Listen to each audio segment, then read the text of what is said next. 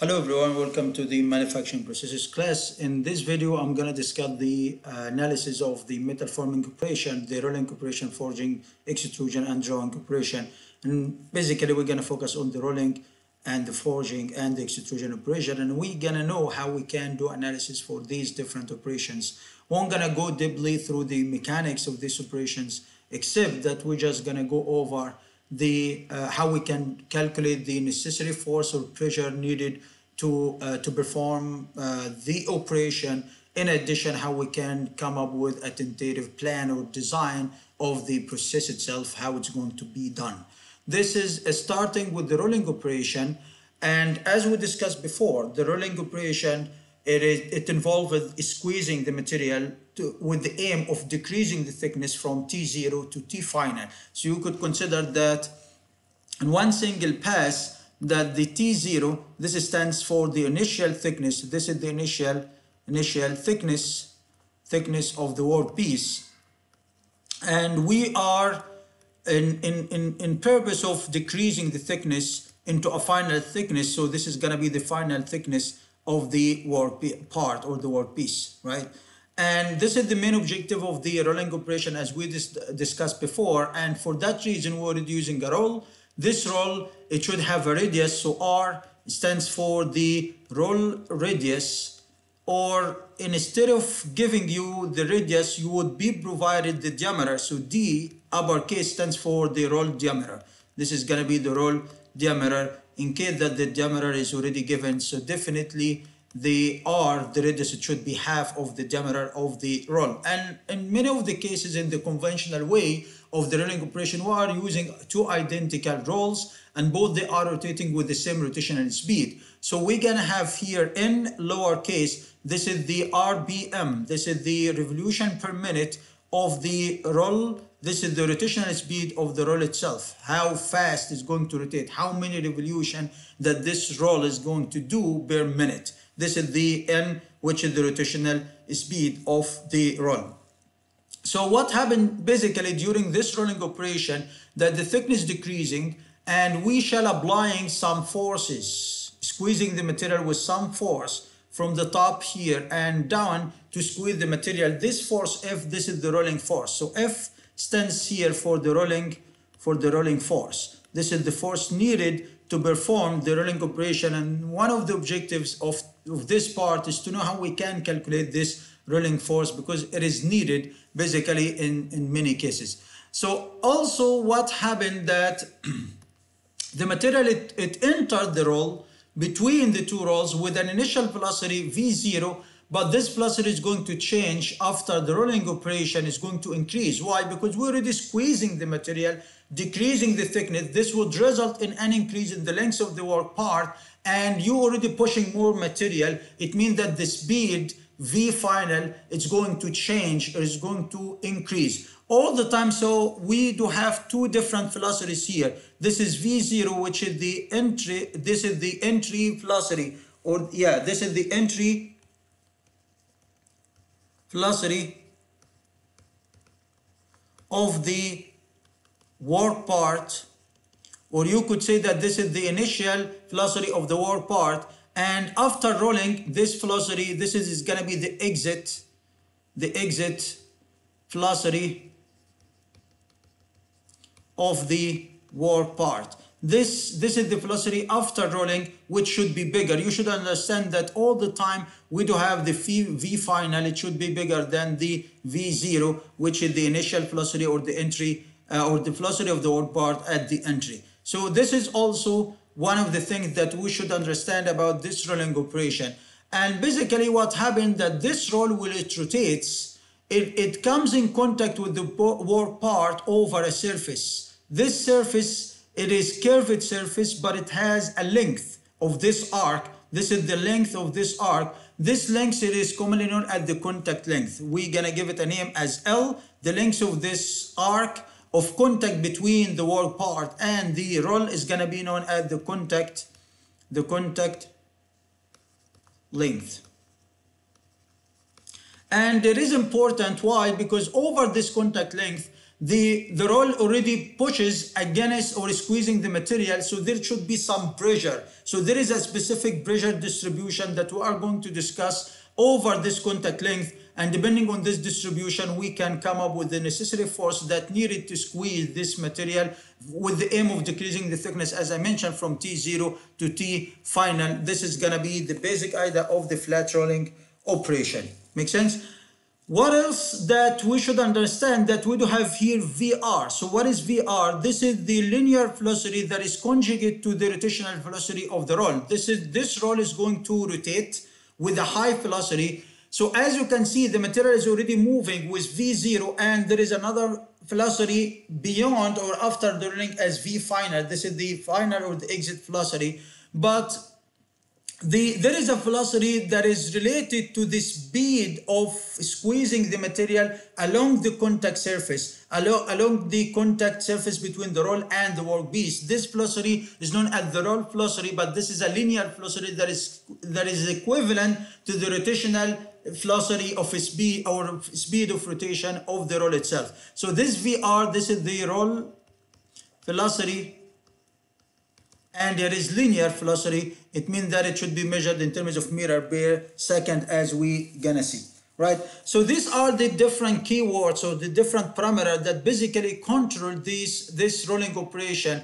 And we do have some essential relations between all of these different parameters, starting, for example, with the thickness. The thickness, as we mentioned, the main objective of a rolling operation is to decrease the diameter of a work part from T0 to D final. So this is gonna give us, this is gonna introduce to us a draft. This is the draft, a new term, which is D. What is the draft? D stands for, it is equal to the difference of T0 negative T final. This is the change, how much of draft that you would like to achieve, how much of decrease in the thickness that you would like to achieve. This is the draft. So the draft is the difference between the original thickness negative the final thickness. This is going to give us the draft. And this draft should be less than or equal maximum value. There is a maximum value for the draft. What is the maximum value of the draft? This maximum value should equal to the mu squared times R. What is mu? This mu, it is a coefficient of friction, so we can add it to this list here. This mu, it is the coefficient of friction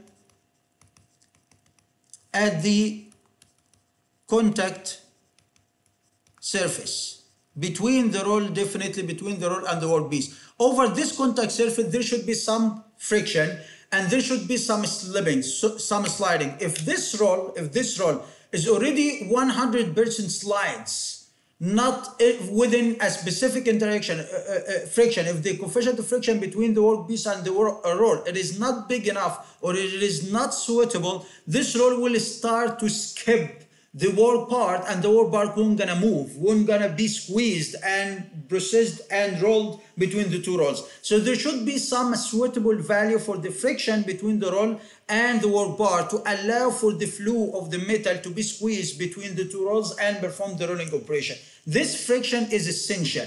But so that's why the maximum draft, we do have a limit for the maximum draft. It is not possible, for example, using a rolling operation to perform the thickness from a very high value to a very low value. Like if we would like to perform or to decrease the thickness of a plate from 100 millimeter to 20 millimeter, it is impossible to do it using one pass of the rolling operation. We have to repeat the process. We have to break this thickness into stages, into multiple stages, so we can reach to the final thickness. We're gonna do it in one path, in one process. Why? Because of the maximum, we have a limit of the maximum draft. If we try to do it, won't gonna be the rolling process. It won't gonna be succeeded because simply the roll, it will continue to roll without squeezing the material. There will be a complete slippage of the roll over the contact surface, right?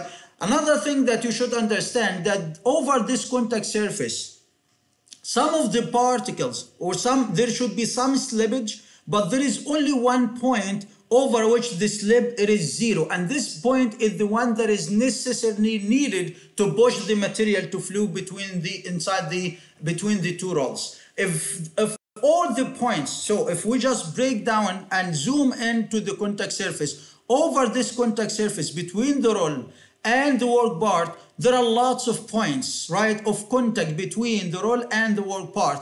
All of these points, they experience some slippage, some sliding, that this point is going to slide somehow, this point is going to slide, and so on, except only one point. This point is commonly known as the neutral point. It's commonly known as the neutral point. At this neutral point, there is no slip. So if we define SR as the slip parameter, and we're going to define this parameter, this S, it should be 0 at this neutral point. It means that there is no slipping at the neutral point, and this neutral point is the point that is essential to perform the rolling operation. But if all the points, they're gonna slip, or all the points over the contact surface, if they're gonna experience slippage, there is no rolling operation is going to perform. The roll is going to keep skipping the work part and just rotating in place. The same thing, the other roll and the workpiece won't going to move. The velocity V0, V final would be 0. There is no rolling operation is going to be performed in case that all the points already sliding or there is slippage over all of these points. We need only one point, which is the neutral point, that should have 0 slipping, and this neutral point is the one that behind the reason of achieving the performing operation, and this one gonna achieve unless we do have the draft that we're already using is lower than the maximum draft, or equal at least to the maximum draft, and this maximum draft equals the mu square, which is the coefficient of friction between the work part and the roll square times the R, where R stands for the roll radius as we defined before, right? So this is your reference. This is your maximum limit of the draft that we can achieve in one bath. Another thing that we should understand about this rolling operation. So if we decided to calculate the reduction in the thickness, the percent of reduction in the thickness that we're gonna refer to it as R. So this R, the reduction in the thickness, it should equal to the draft divided by the original thickness times 100 to be a percent. So it's going to be like T0 negative T final divided by T0 times 100. This times 100, this is going to give us the percent of reduction in terms of the percent. How much of reduction that you would like to achieve into this work part. Another thing that we should understand, that the volume before rolling, it should equal to the volume after rolling. And this work part, it is a slab. It is a plate with some thickness and some width and length. So it should have W0, this is the original width. It should have L0, the original length. And in the meanwhile, it should have T0, this is the original thickness. Beyond, this is before rolling. After rolling, the volume is still the same. There is nothing of the material would be removed in the form of a chip like the machining operation. But here, we're just gonna keep the volume constant before and after the metal forming or the rolling operation, but we're gonna end up with some changes. As long as the thickness is going to decrease, definitely the width and the length would increase, right? And this is basically what happened. But there is a condition that the relation between T0 times L0 times F0, W0, which are this multiplication gives the original volume, it should equal to the volume after rolling operation, which is going to be in this form. So this is also one of the relations that you should understand or consider. Also, there is an interesting thing. As we mentioned, that because of pushing the material and squeezing the material, the velocity after the rolling operation is going to increase to be bigger than F0 according to this relation. So how did we prove this thing? Also the volume flow rate, it is not just the volume, it is constant, also the volume flow rate, it is constant before and after the rolling operation. So the volume flow rate, it should equal to the thickness T0 times W0 times V0. V0, again, this is the original velocity or the entry velocity of the work part. This is the volume flow rate before rolling. It should equal to the volume flow rate after rolling. So from this relation, if you already have V0, W0, T0, and T final W5, what should be the final velocity or the exit velocity? We can calculate it using this volume flow rate relation. Make sense? Also, we discussed the slip. We said that over this contact surface, all the points already sliding except one point, which is the neutral point. So at any one of these 2 points, at any one of these points over the contact surface, or you could consider that we can approximately calculate the average of the slipping over these points using a factor. This factor is known as the forward slip. So the forward slip also one of the factors that should be considered during the rolling operation, and all the time forward slip, it should be bigger than 0 in order to end up with a successful rolling operation. But if this is equals 0 or less than 0 for some reason, this theoretically indicates that there is no rolling operation can be done. So this forward slip, it should equal to the final velocity, the velocity at the exit, negative VR, which is the roll velocity, which is the linear velocity of the roll. We said that this VR, it can be related, it is related to the rotational speed of the roll, and I'm gonna give you an expression for this VR divided by VR, which is the roll velocity. This slip forward, it should be bigger than 0. Make sense? And we should understand that VR, the slip velocity, the roll velocity, it should equal to the pi times the diameter of the roll times n, which is the rotational speed. And we're gonna divide this one by 60 to convert from radian revolution per minute. This is in case that it was given in terms of revolution RPM. So we're gonna end up with this one as meter per second, as long as this one is already in meter. This dr, or just d, as we define, we already defined this thing as d, just d. So this d, this is the roll diameter that should be given to us. So this is the roll diameter. This is the roll diameter times n. So by d, this d stands for the roll diameter. Just let me write this thing. This is the roll diameter that we already defined up there, right? So this is gonna give us VR, which is the roll velocity. We plug it here, make sure that this should be bigger than 0 to achieve or to end up with a successful rolling operation. Make sense? So these are some relations or some concept that one of the essential things, as we mentioned, that there is a maximum draft that we have to avoid, or all the time we have to keep the draft lower than or equal to this maximum draft, and accordingly there is a maximum reduction that we can achieve in one single path of the rolling operation. Also, another thing, that the volume, it should be constant before and after, and the volume flow rate also should be constant before and after the rolling operation. And there is a condition that this forward slip, it should be bigger than 0. Make sense? Now let us move to the calculation of the rolling force. This rolling force, simply, it should equal to the integration of the pressure distribution over the contact length. So this figure represents how the pressure, we said that over the contact length, there should be some pressure generated between the roll and the work part. This pressure is going to change. It is not a fixed or constant pressure over the contact length, but the pressure starts at the entry. This is at the entry. It's gonna be 0. It's gonna be with a lower value. It is with a specific value, and is going to increase to be maximum at the neutral point. And this neutral point is the point of the no slipping. This is the maximum or the peak pressure. This is the maximum pressure that happens at the neutral point. This point is the neutral point that we were talking about. This is the point that at which there is no slipping at all. Before and after, there would be some slipping, but here the slipping has been minimized, should be minimized, or should be 0, completely 0 at the neutral point in order to achieve the rolling operation. Beyond this no slip point or the neutral point, the pressure is going to decrease again to the exit pressure. So there is a pressure at the entry of the work part, and there is another pressure at the exit. This is the exit and this is the entry. And there is, in between these 2 points, there is the neutral point that we were talking about it. Okay? So the rolling force, if we are interested in calculating how much of force do we need in order to perform this rolling operation, this force, it should equal to the integration of this pressure over the contact surface between the roll and the work part. If we did the integration of this pressure distribution, we shall end up with this formula for the rolling force. And this is also one of the essential parameters, which is the roll force or the rolling force. This force F, that we're gonna give it a symbol as F, as we defined up there, it should equal to the volume flow rate, the average volume flow rate, times the W0 times L.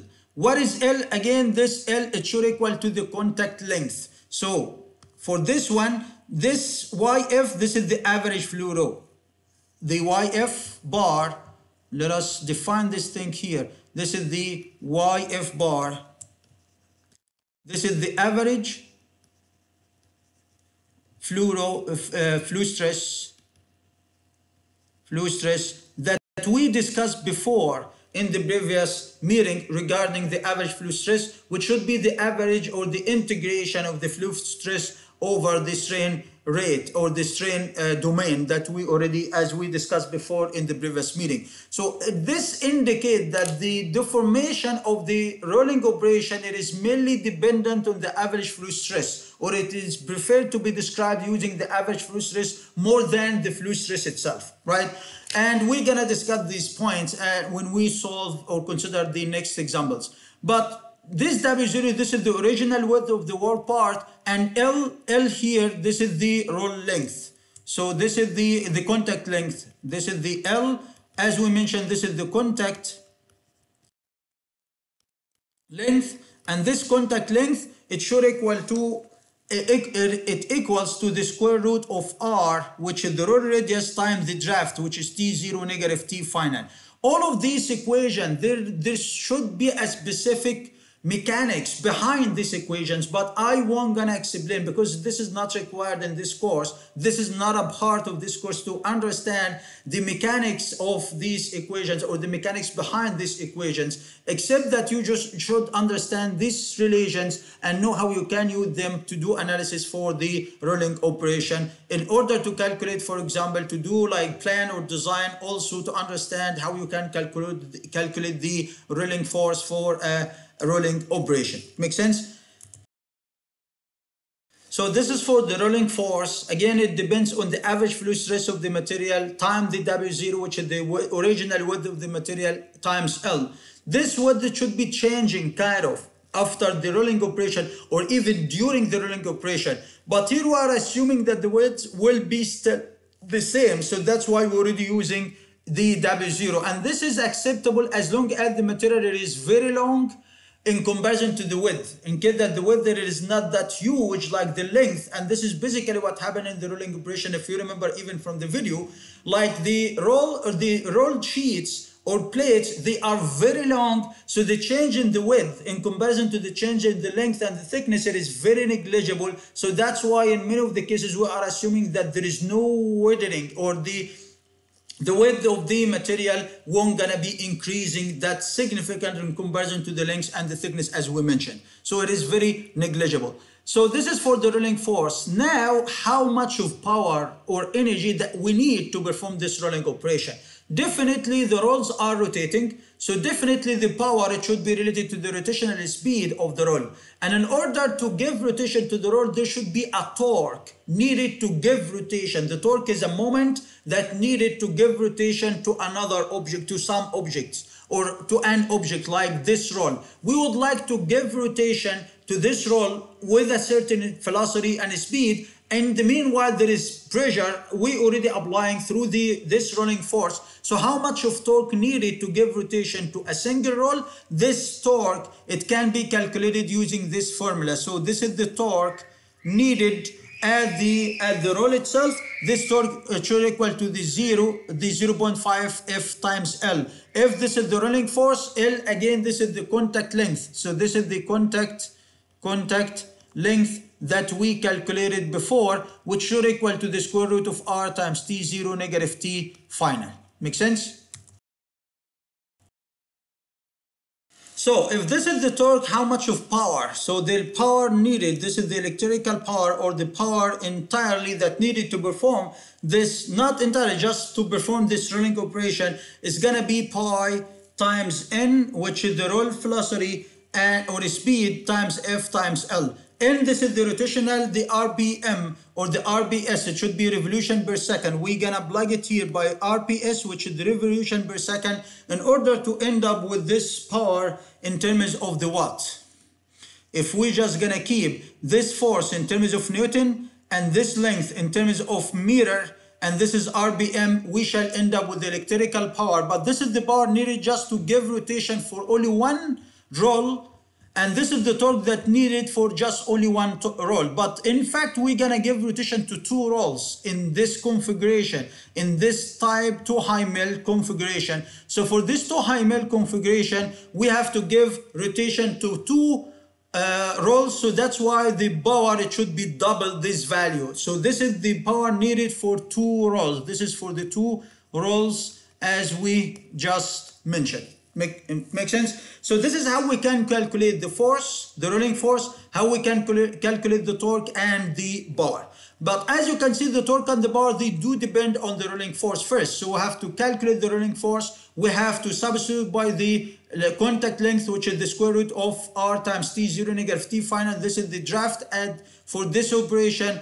So, and we mentioned that the rolling force do depend on the average fluid stress. So how we can calculate the average fluid stress? The calculation of the average fluid stress, here we're gonna talk about the calculation of the average fluid stress, the YF bar, the average fluid stress. It's gonna be calculated typically the same way as we discussed the previous meeting regarding the average fluid stress. We said that generally speaking, the average fluid stress in general, it should equal to the 1 over epsilon, which is the true strain, the integration from 0 to epsilon to the fluid stress d epsilon. In case this is the general formula for the average fluid stress that should be used in case that the fluid stress, it is not used by or given by the conventional form, which is the simple power law. Make sense? Where this epsilon, it should equal to the true strain. So the true strain, which is epsilon or epsilon t, this is the true strain, in the rolling operation, it should equal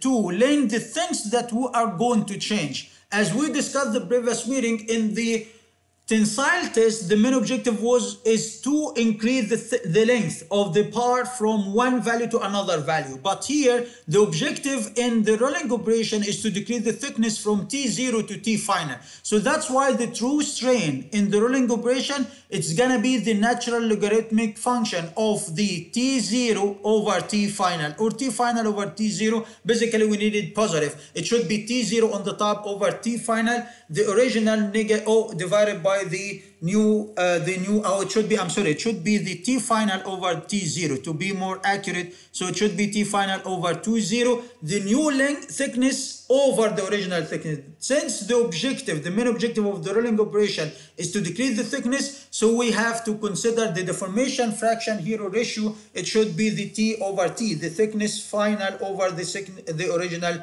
thickness of the plate. So then if we have so many possibilities to calculate the fluid stress or the average fluid stress, this is the original equation that should be used in case that the fluid stress, it is a general formula that is different than the simple power law. But for the case of simple power law, we said that the fluid stress, it should equal to the K epsilon power n in case that we're already working at room temperature, or we already doing cold rolling. If in case that we're already working at room temperature, there is no very high heat, so the material deformation is gonna depend on its true strain. And for this case, the fluid stress will be with this form, and accordingly, the average fluid stress is gonna be the K epsilon bar n over n plus 1. If we plug this one into the integration as we did the previous meeting, we end up with this value for the average fluid stress. This is in case that we're already working as cold rolling.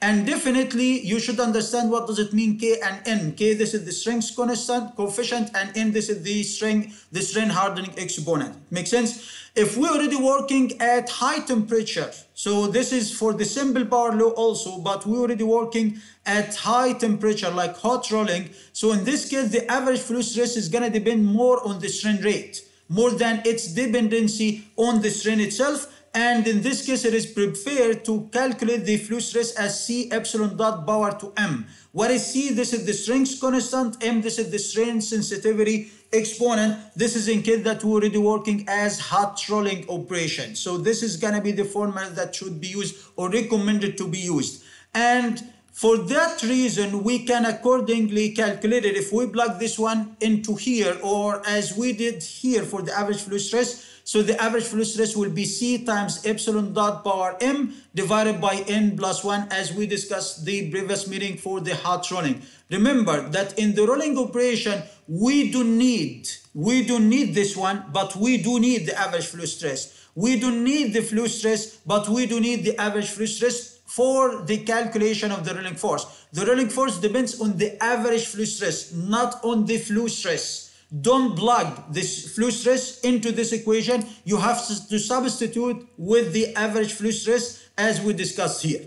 Make sense? So acknowledge the difference. Whatever you're already working as hot rolling or cold rolling, which formula that you shall use for the average flow stress. In case that we are not using simple power law, you have to do the integration.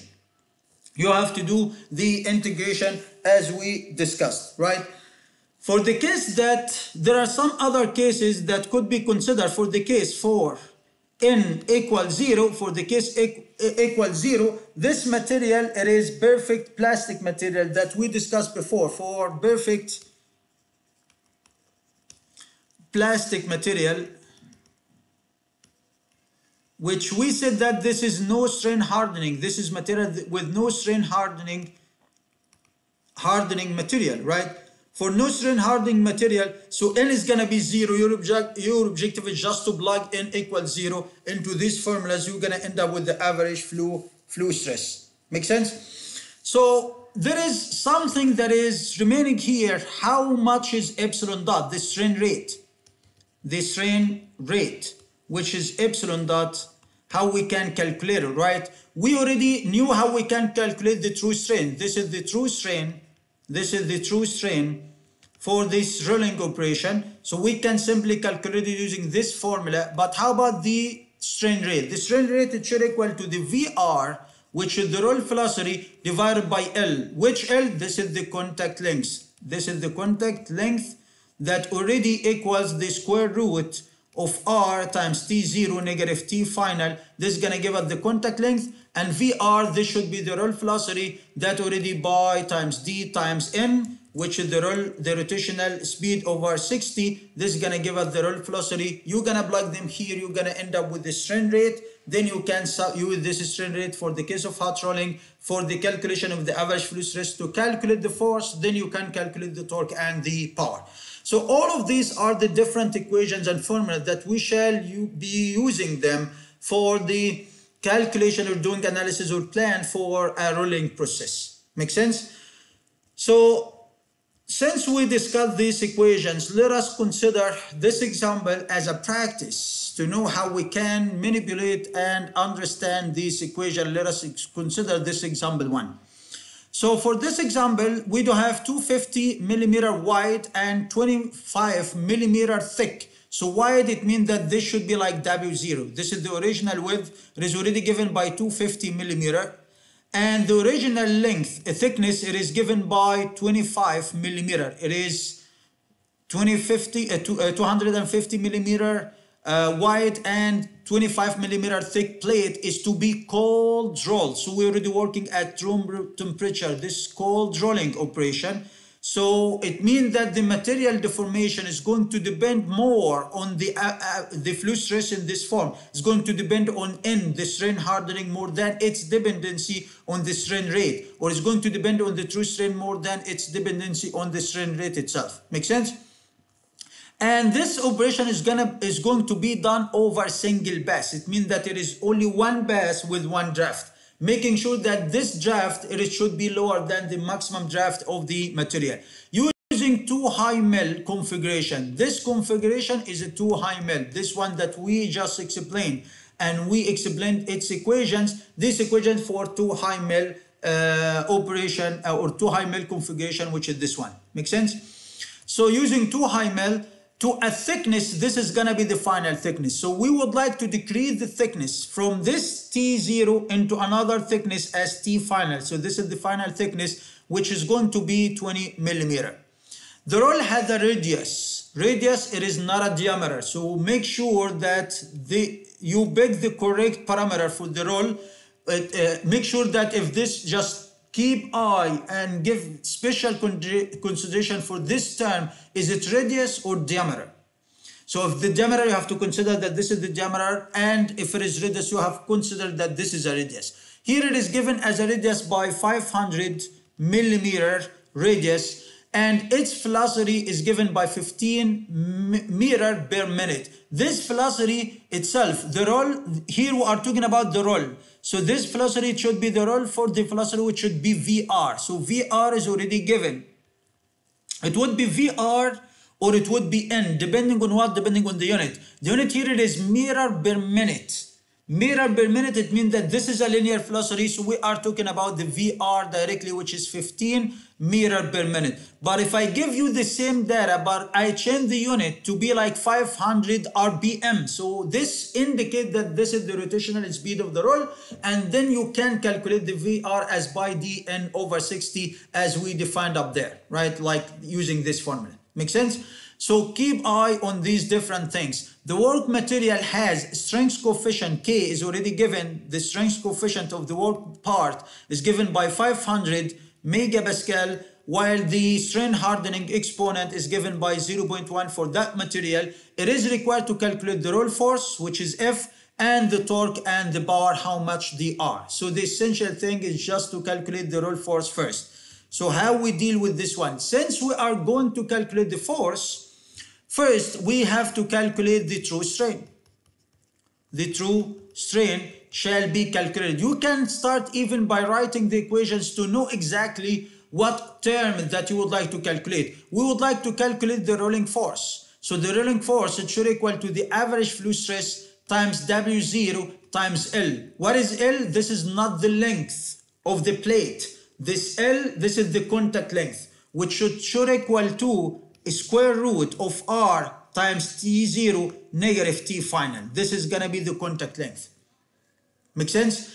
W0, this is the original length width, which is already given. Then we can calculate the contact length. Then we can calculate the true strain to come up with the value for the average fluid stress. Which formula for the average fluid stress that we're going to use? He didn't give us any fluid stress equation. So we're going to use the conventional one for the K epsilon bar N divided by N plus 1. This is going to be the average fluid stress for this case. So it means that we need to calculate, or we do have almost everything except epsilon, which is the true strain. So let us calculate the true strain. The true strain for the rolling operation, it should equal to the ln of T over T, T0 over T final, or T final over T0. We mentioned that it doesn't matter, you just gonna pick the value for now, but originally it should be T final over T0. So it's gonna be the length of the final thickness, it is 20, from an initial thickness of 25. So if we did the calculations, we shall end up with the true strain. So the length of the 20 divided by 25, this is going to give us the negative 0.223. We said that this negative indicates that we do have a reduction in the thickness, and this is what basically happened for the rolling operation, but we're just interested in the value. Don't beg you can even assume that this is just, you know, or even when we substitute into this equation, we're just going to pick the value. This is for the true strain. Next, we're going to calculate the average fluid stress. We're going to calculate the average fluid stress, which is YF bar. So the average fluid stress, since we already were doing cold rolling, it means that the material deformation depends on the true strain. So that's why we calculated the true strain. So the average fluid stress, it should equal to the K epsilon bar N divided by N plus 1, which epsilon, which is the true strain that we just got it. K is already given by 500. Epsilon, we got it by 0.223. Power to the 0.1 divided by N, which is 1 plus the 0.1. If we did the calculation, we shall end up with a value in terms of megapascal. This is going to give us the average fluid stress. So it's going to be to the power of 0.1 times the 500 divided by 1.1. This is going to give us 391.2 megapascal. This is for the average fluid stress. Now we can simply calculate the force, but we need to calculate the contact length. So let us calculate the contact length of this operation. So L, which is the contact length, it should equal to the R, the roll radius, times the square root of it should be the square root of R times the draft, which is T0 negative T final, right? So the roll radius is already given to us with 500 millimeter. So we're gonna substitute here the square root of 500 times T0, which is 25, negative 20, which is the T final as already given up there. Doing the calculations, we're gonna end up with the contact length in terms of millimeters. So it's gonna be negative 20 times 500 under the square root. This is gonna give us 50 millimeter as contact length. Then directly we can calculate the roll force, and then the bar and the torque. And let us calculate the torque and the power as well. So to calculate the force, the roll force simply F, it should equal to the YF bar, the average fluid stress, times W0 times L. We got all of these values. We got this one by 391.2 and W0 was given by 250. We got this one by 50. Doing the calculations, you're gonna end up with something in terms of Newton, making sure that all of these are millimeter, while this one is megapascal. You're gonna end up with the force in terms of Newton, and the force would be a huge number. Don't be worried, that is fine. Then from the force, we can calculate the torque as 0.5 times, yeah, I forgot the formula. It should be the torque up there. It should be 0.5 F times L. Then multiplying times N, we're gonna end up with the power. So to calculate the power, we should have N, which is the RBS of this roll. So we have to calculate the N. So this is gonna be the F times L. Then accordingly, we can calculate this torque as Newton times millimeter. Then if you divide it by 1,000, you're gonna end up with a value in terms of meter. This is for the torque as we are going to do the calculations. So this is gonna give us 391.2 times 250 times 50. This is gonna give us this number like 489. Then we do have 4 zeros, 1, 2, 3, 4. Then if we multiply times 0.5 times the length, which is already 50, the contact length, this is gonna give us a huge number like 1, 2, 2, 2, 5, and then we do have 4 other zeros. And if we divide it by 1,000, this is gonna give us the torque in terms of 250 Newton times meter, right? Which is joule. This is for the torque. Then we can calculate the power, the electrical power. But let us just move this example down a little bit, shift it down. So we're gonna have space to calculate the power. For the power calculation, to calculate the power, for the power calculation, the power of this rolling operation should equal to the 2 times pi times n, which is the rotational speed times F times L, right? So we do have everything. We just need to calculate, multiply times n, which is the RPM of the roll. The roll is already, VR is already given. To calculate n, the n, the VR was given. VR was given, which it should equal to the pi times d, which is the roll diameter, times n over 60. This one was given in meter over per minute, and this should be obtained by RPM in case that we're gonna calculate this one by RPM, and this one in case that it is already in meter. So we're gonna end up with this. This is the unit, how it would be consistent for this equation. So VR was given to us up there by a value, which is VR was given by 15 meter per minute, right? So we're gonna use this one to calculate N, which is the RPM of the roll. So N, if we did the cross multiplication, if we remove this 60, it means that we're already calculating N in terms of RBS, which is the revolution per second, and this is what we need. We need this one in terms of RBS. So get or remove this 60 and do the calculation. You're gonna end up with this one automatically in terms of no, I'm sorry, my bad. If this is okay, so there is something here. This should be meter per second. If we already got this one in terms of meter per second, it means that we should use here 60 in case that this one is already revolution per minute, right?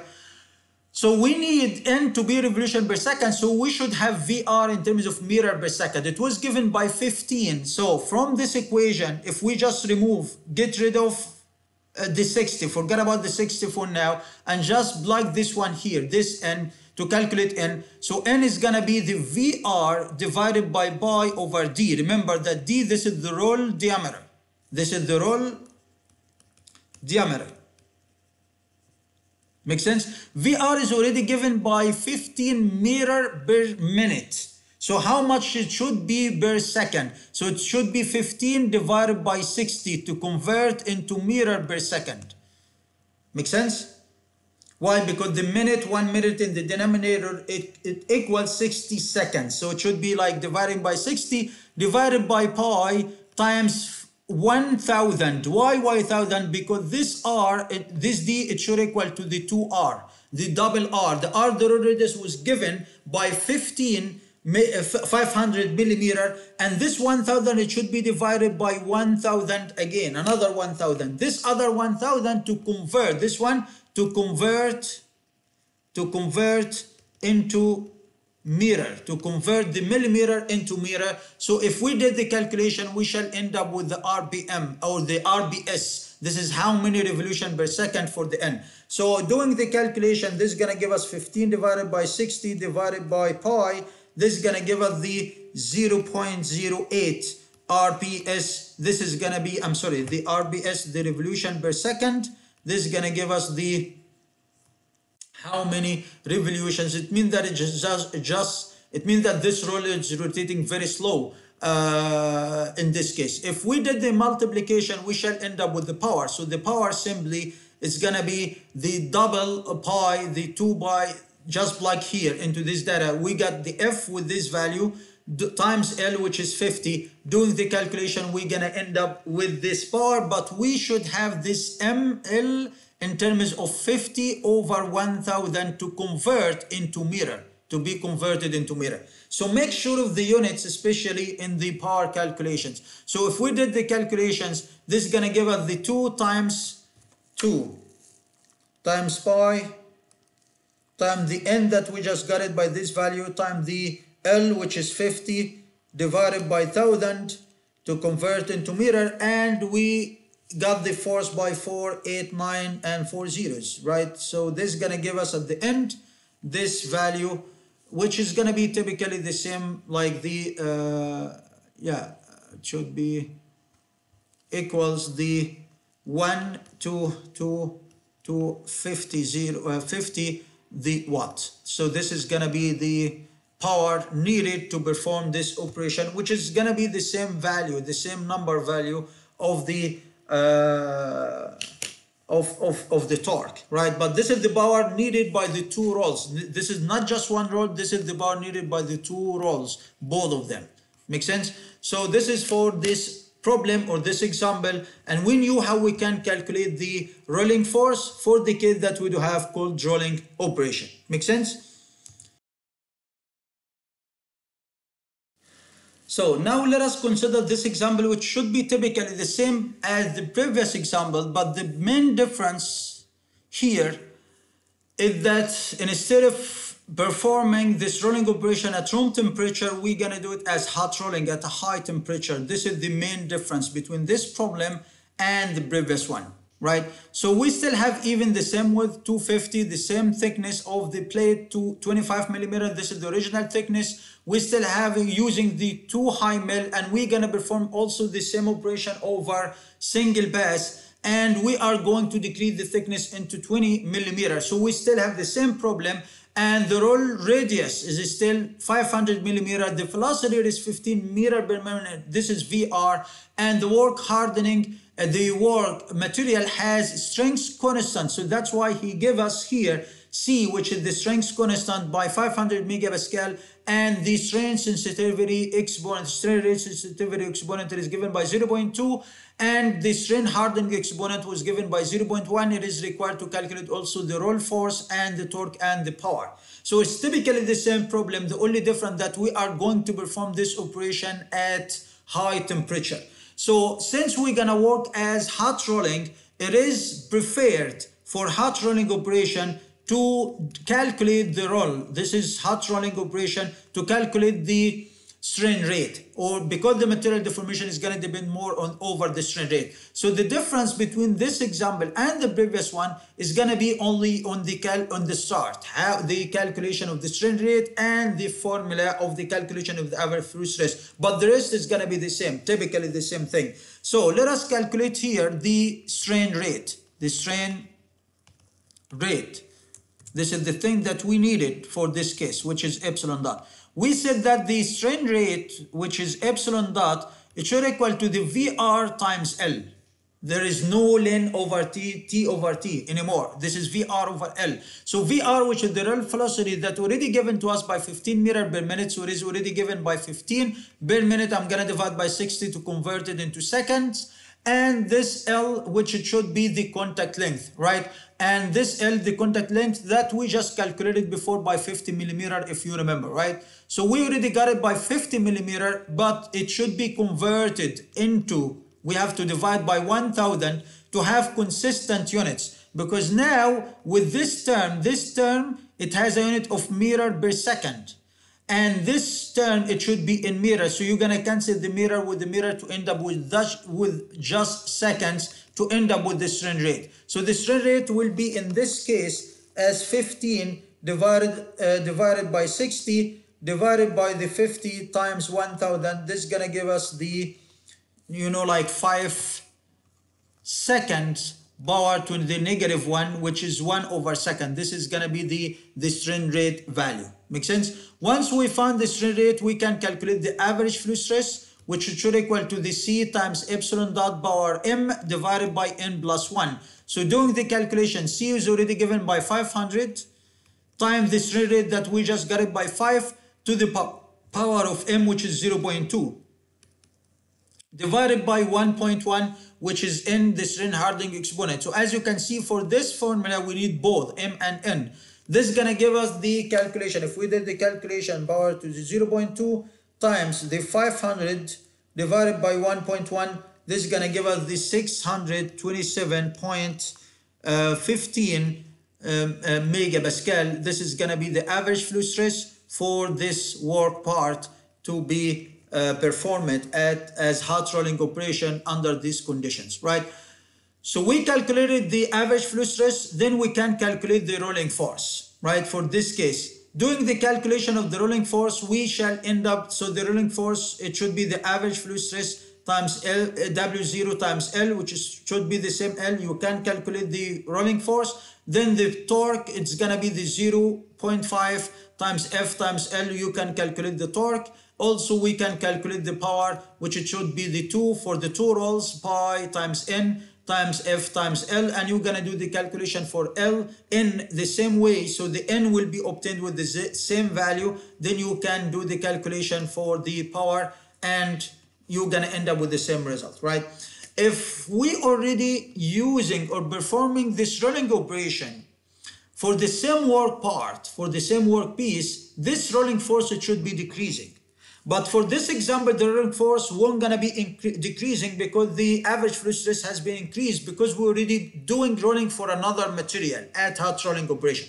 But for the same material, this C with this M for the same material will be lower to end up, you're gonna end up with lower average flow rate for the same material type, right? And that's why this is one of the benefits of the hot rolling over cold rolling, that the force needed to perform the operation, it should be lower, as we discussed before for the rolling operation. Make sense? All right, so now let us consider this example number 2. This example 2. For this one, we do have a continuous rolling operation. Continuous rolling, it means that this is like the tendon rolling operation that would be used over different stands. So we already is going to be performed using rolling mill with 2 stands. 2 stands, it means that the operation is going to be done in this way. Like we're gonna have one stand that include 2 rolls, and there is another stand that include other 2 rolls, 2 high mill, and the work part, it should be, you know, like squeezed between these 2 stands, or the first stand, and the thickness beyond or before the first stand, it should be T0. After this stand, it will be T1. Then it's going to further be decreased more through the second stand to another thickness as T final. This is going to be the final thickness. So there is reduction from T0 to T1, then there is another reduction from T1 to T0, to final, or the final thickness. So that's why this is the meaning of two high mill stands. So it doesn't matter what is the configuration or this one at that much, but we do having two stands. The previous examples we consider only one single pass, but here we just gonna have two stands in this way.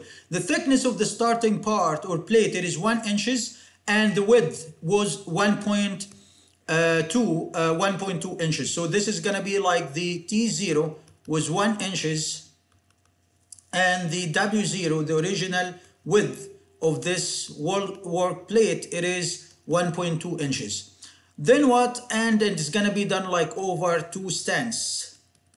So what does it mean? As we mentioned, it means that the thickness is going to decrease from T0 to T1, then from T1 to T final. This is how it's gonna be working. Final thickness of the product, it is given by 0.5. This is T final. It is already given by 0.5 inches. This is the final thickness. But how much is T1? We don't know. This depends on the draft that should be considered in each one of the at each stand.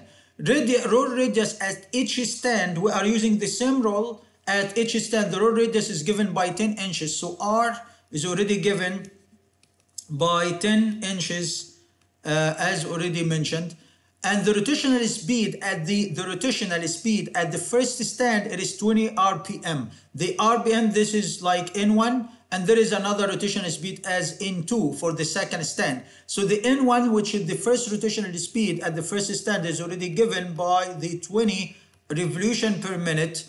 But in the second one, we don't know how much it is. N2, it is not given.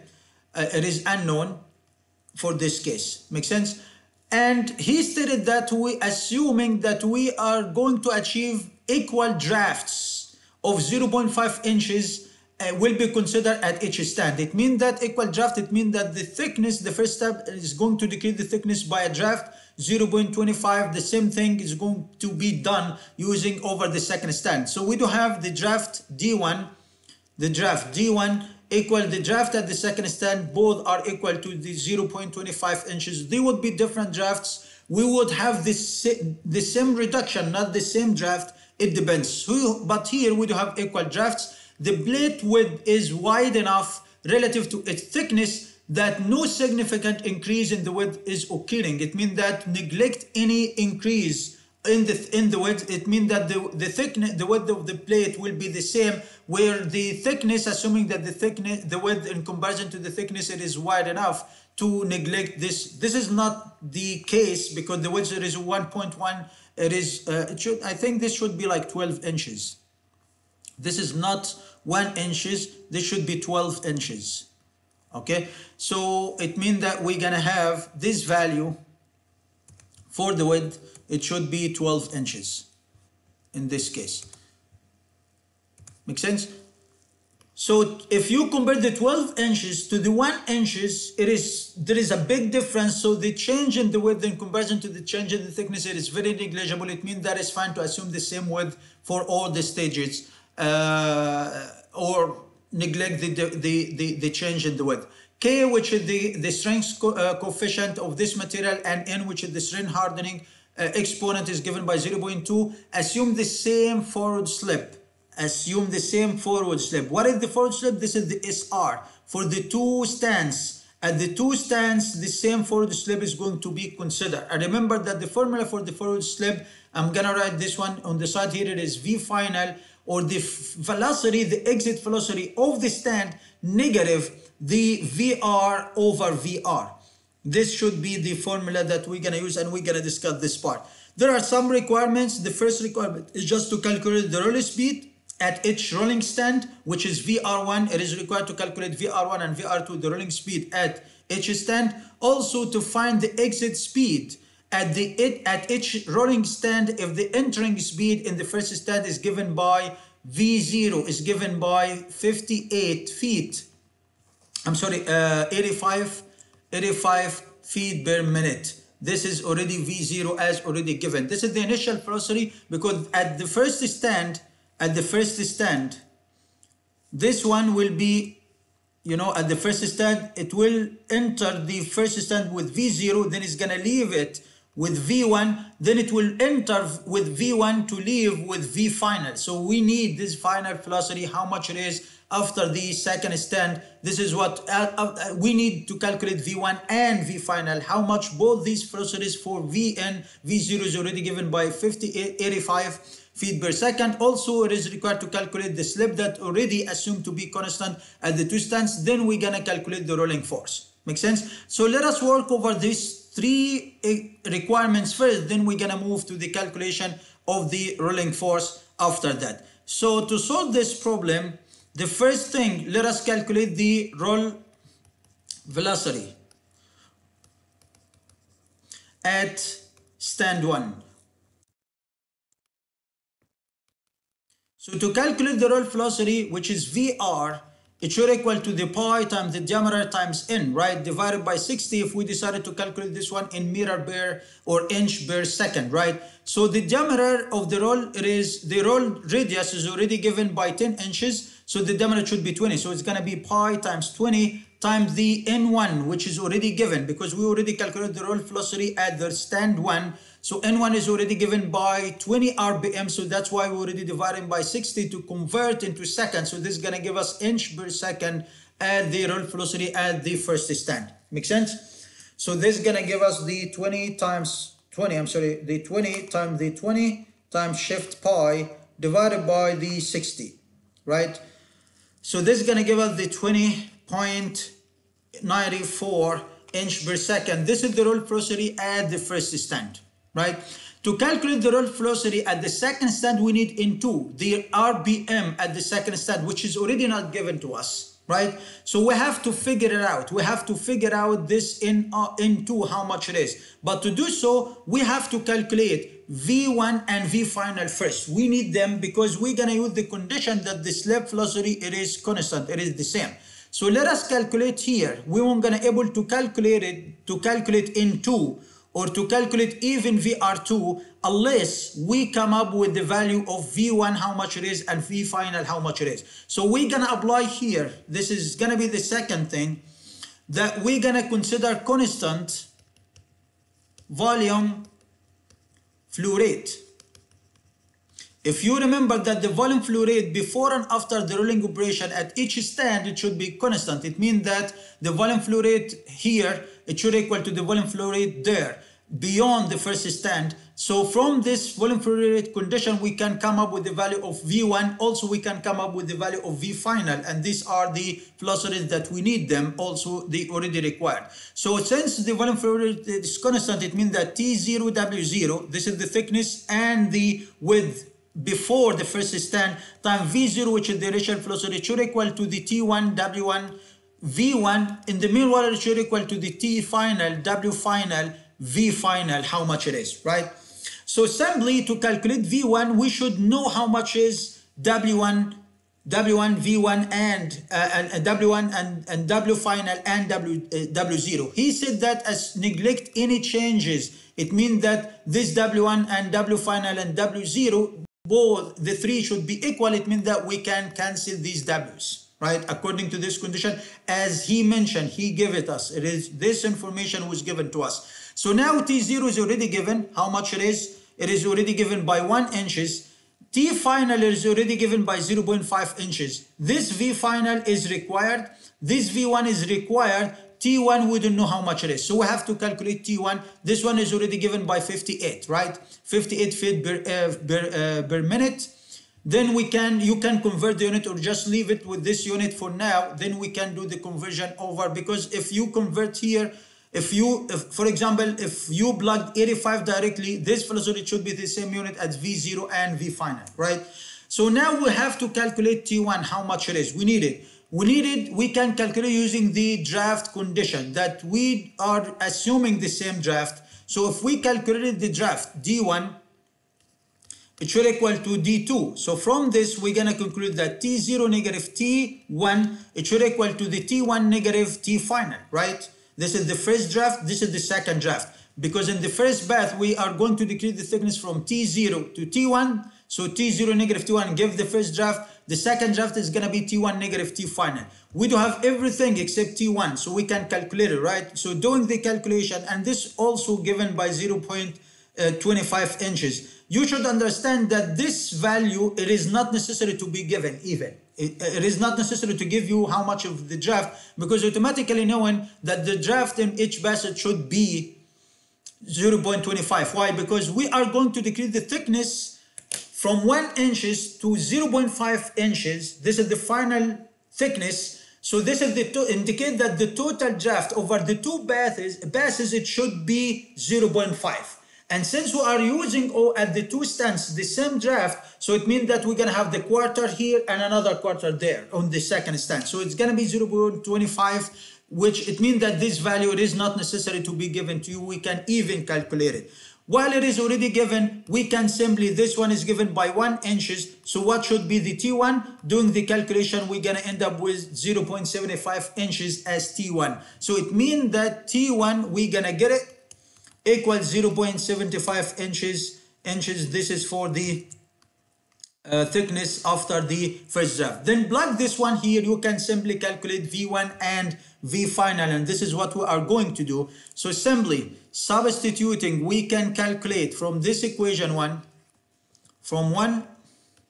equation one, we can simply come up with the value as feet per minute, and V final will be obtained as feet per minute. And these are two requirements. Remember that the second requirement is required to calculate these two, and we're gonna get them here. So doing the calculation according to this formula, the 1 inches times 85 divided by the 0.75, this should give us the 113.34 and 13.34. This is the V1, and if we did so for the second one, divided by 85 divided by 0.5, this is going to give us 170 for the final velocity, which is going to be 170. As you can see, the velocity of the workpiece after the rolling operation is going to increase. We start with 85, then 113, then we end up with 170 at the end. This is all because of the pushing due to the increase in the length of the sample to achieve the same constant volume flow rate. So since we got these things, we can apply here. We can calculate the third thing. Let us calculate the forward slip. Calculate the forward slip.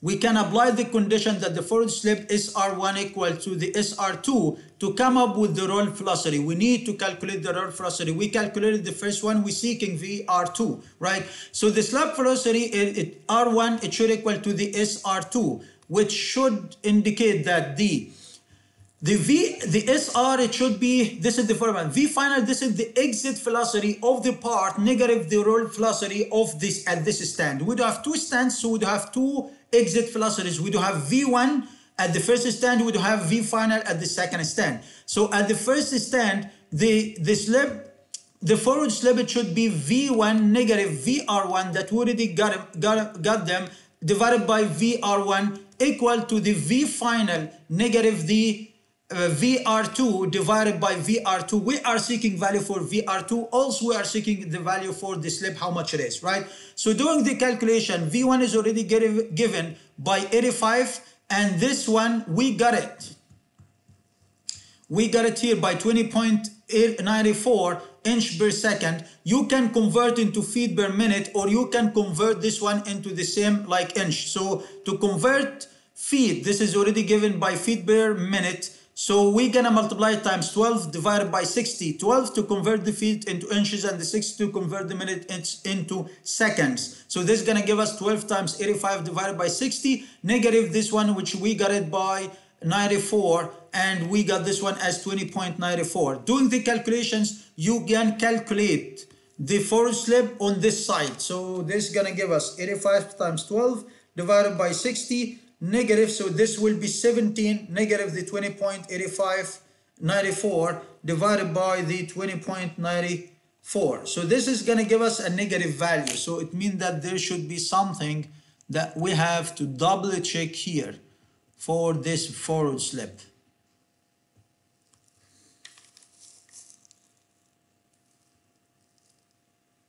So this is the initial velocity, and we're gonna end up with V1. Yeah. So my bad. I should substitute with V1, not V0. I plugged here V0, right? It should be V1, which is 113. This first should be positive. It shouldn't be negative. So this is the mistake that I've done here, and have to correct it. So going back here and plug the 113.34, I should be in a good shape. It should be positive. So 113.34 times the 12 divided by 60, because it is already the 12th time divided by 60 to convert the feet per minute into inch per second. So this is going to give us 22.66, which is bigger than the negative 20.94. Divided by the 20.94, this is going to give us a positive value. It means that we're already in a good shape. So we're going to end up with 0.825. This is going to be the slip forward that already required, and in the meanwhile it should equal to this V final. This V final that we already got it by 170. We got it by 170, negative VR2 divided by VR2, so we can calculate then VR2 how much it is. Doing cross multiplication, we can come up with a value for VR2 in terms of feet per minute. Why feet per minute? Because we didn't change this one. But if we didn't change it, or we multiply times 12 over 60, we are going to change this value into inch per second. It depends on which unit that you are interested in representing your final result. So doing the cross multiplication, this is gonna give us the this number plus 1 and divided by 170 over minus 1. This is going to give us 157. And if we multiply times 12 divided by 60, this is going to give us 31. It should be bigger, 31.4. This is going to be VR2.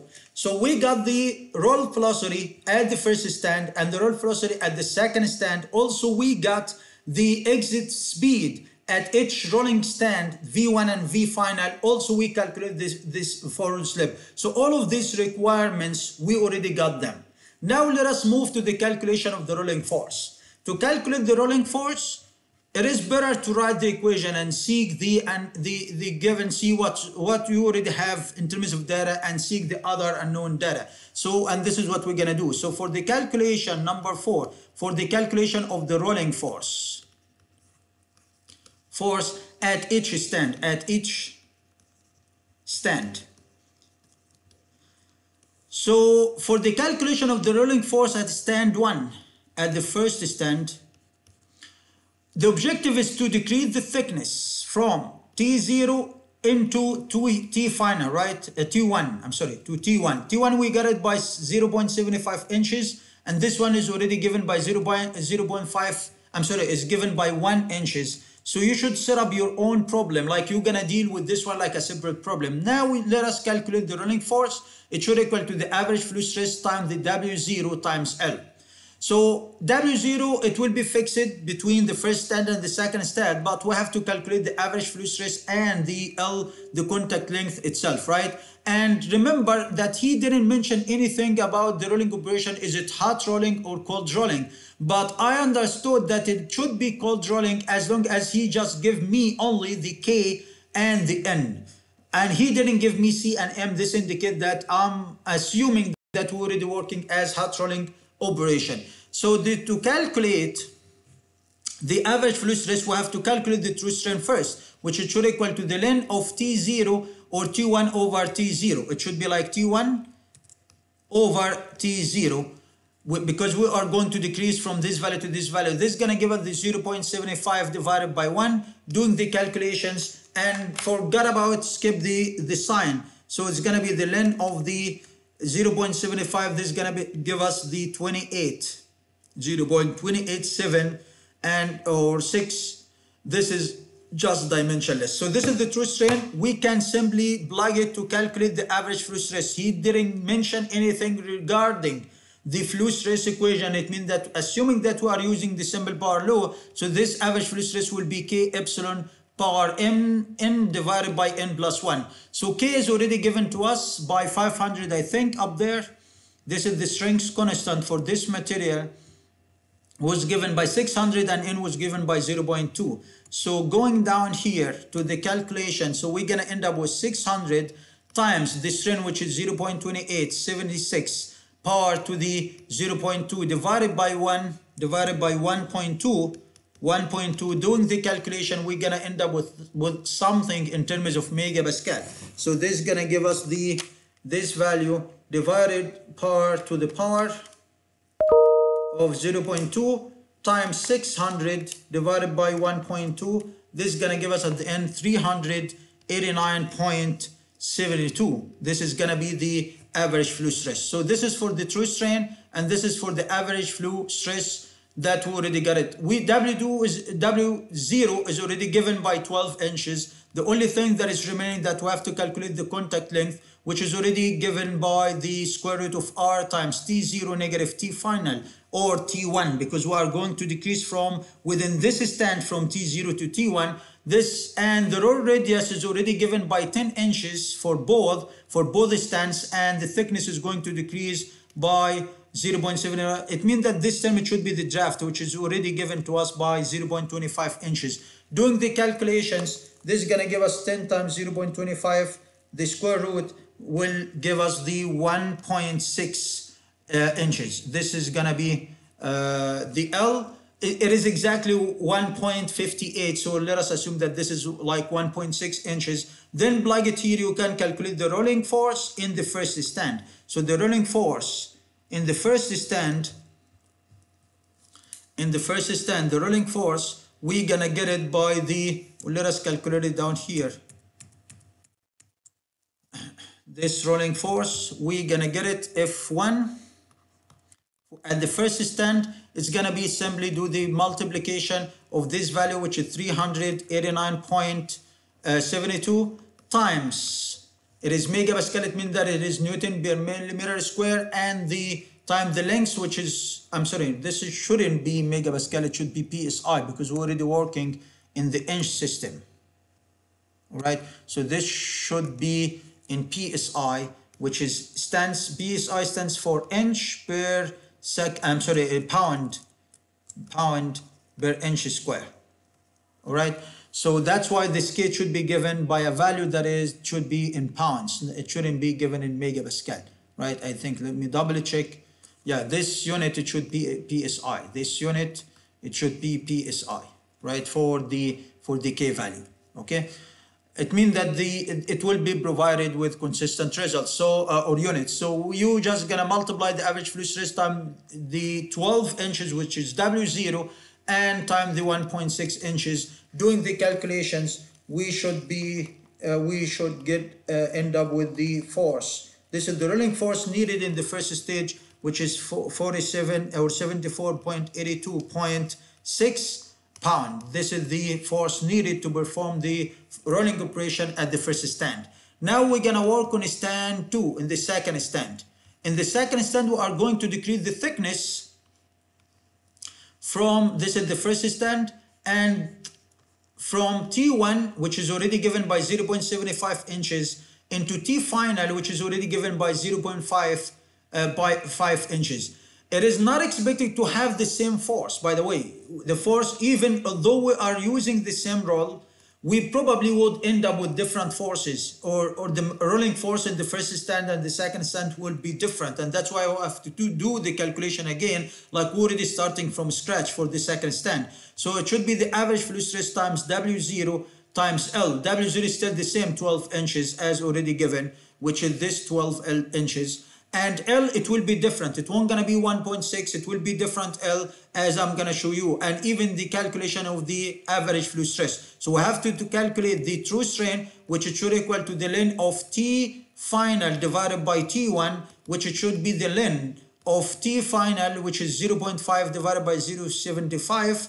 This is gonna give us the, as you can see, even the true strain, we're gonna get it different. We're gonna get it by 0.405 This is the true strain, which is going to be different than the true strain that we calculated up there. It was 0.28. Now it became higher true strain.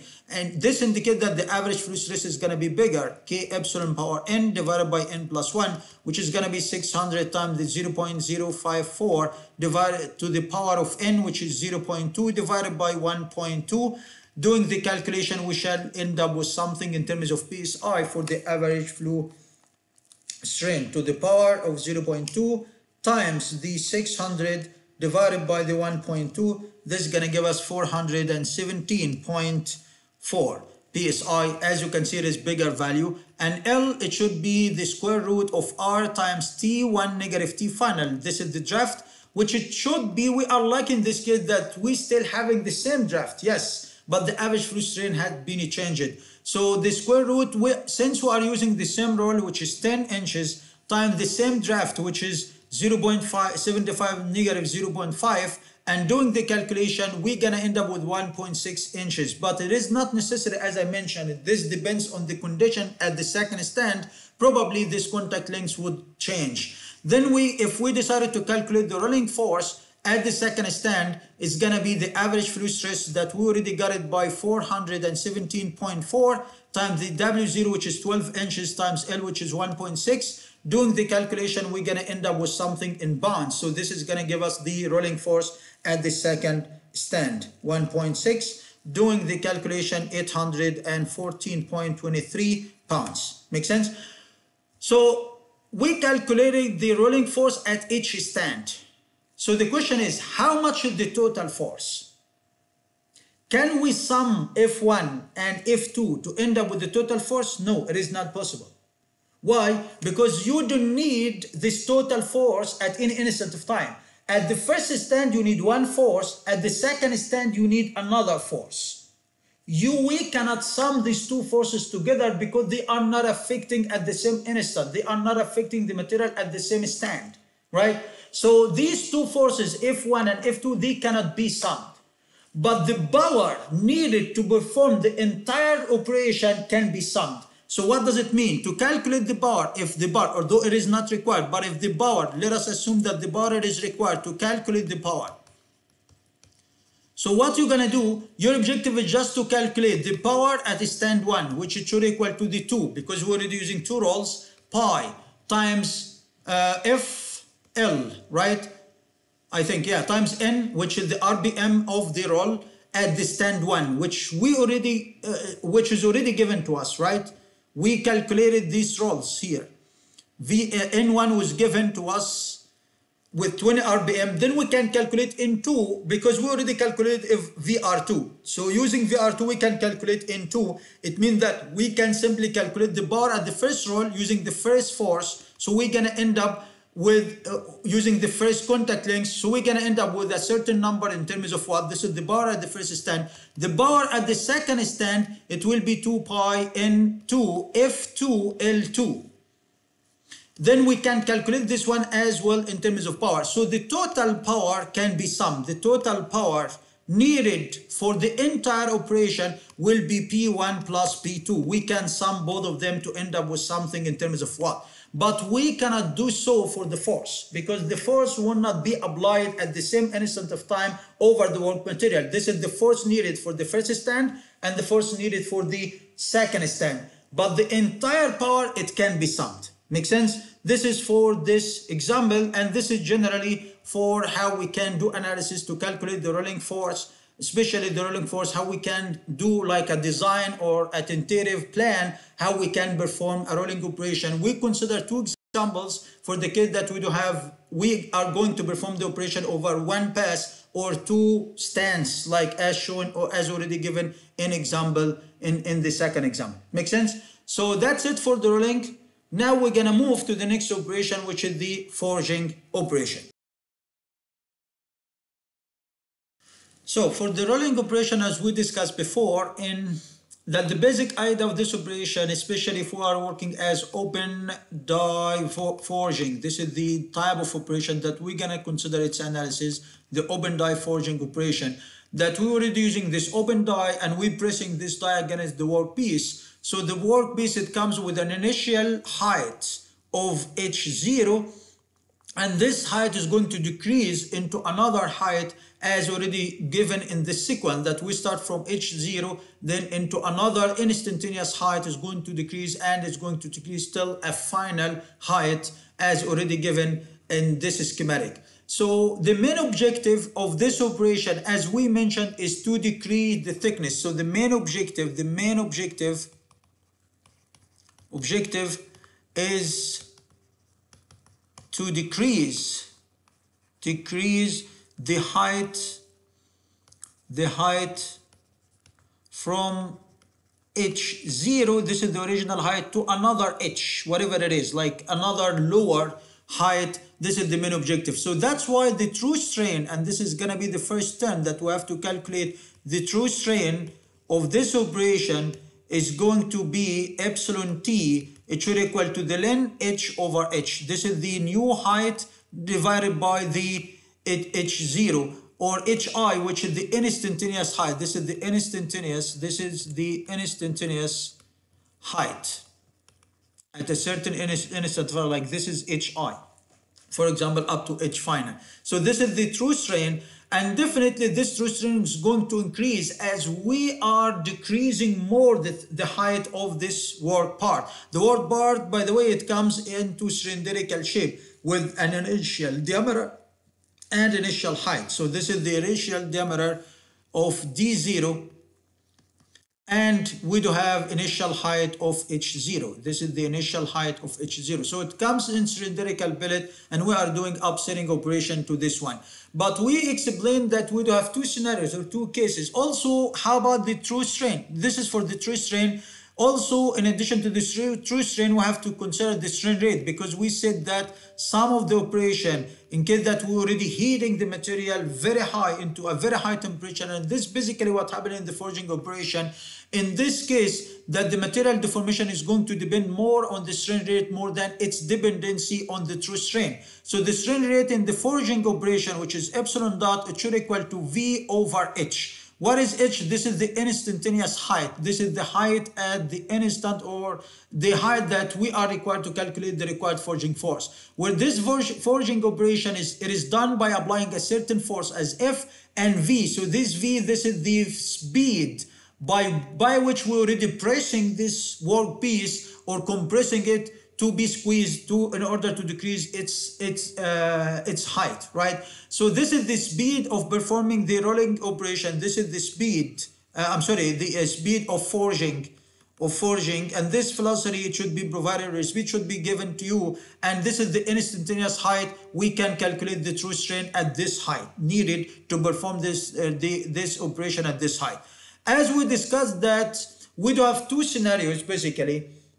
There should be some friction at the interface. Like initially we start with this H0, then because of the friction, the work at the interface, at these interfaces, the work part is gonna take the barrel shape, right? It won't gonna be, and this friction, it should be increasing as we increase the compression over the work part, right? So as we compress more, so it means that we gonna end up with more friction, and that's why the the forging force, the force needed to perform the forging operation, it should be bigger to overcome this friction.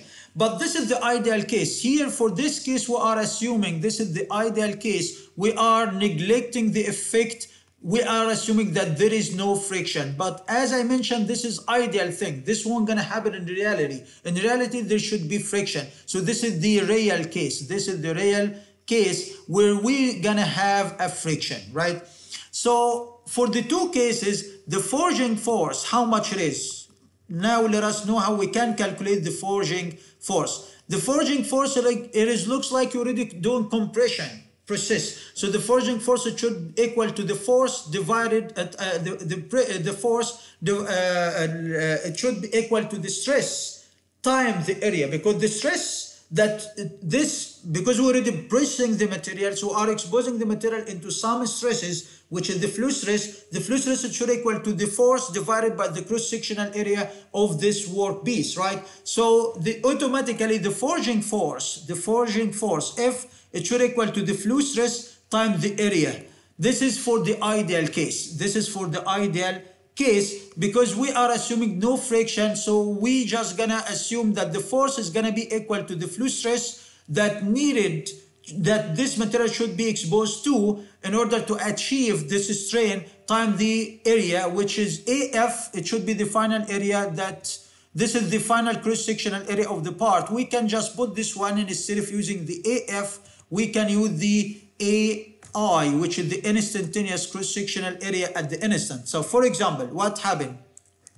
What does it mean this?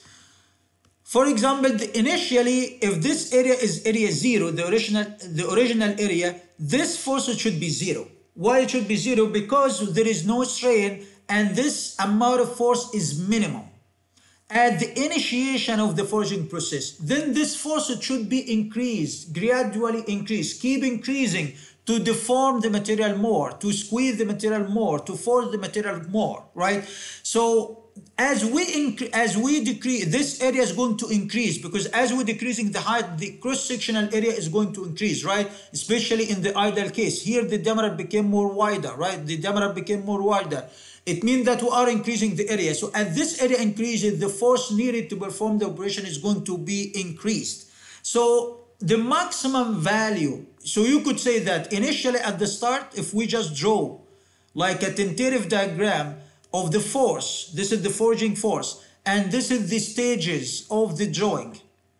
Initially, in the beginning, or in the opposite, I'm sorry, my bad, like make these stages over the horizontal axis, and or the time, or like it is related to the H or the HI and area I, kind of, or the HI. This is like the HI, and we can have here the force. So initially in the beginning, there is no HI or H0, they should be equal, right? They should be like the difference between, they should be like the difference between HI or H0 negative HI, like how much of decreasing that you would like to achieve to the force. So initially there is no decrease in the height, and that's why the force it should be like 0, right? Then this force it should be increasing, keep increasing as we would like to decrease the height more, right? So at any instant of height, at any instant of time, this force shall be increasing depending on this formula, as long as we are assuming no friction. This is the ideal case where there is no friction for this case, right?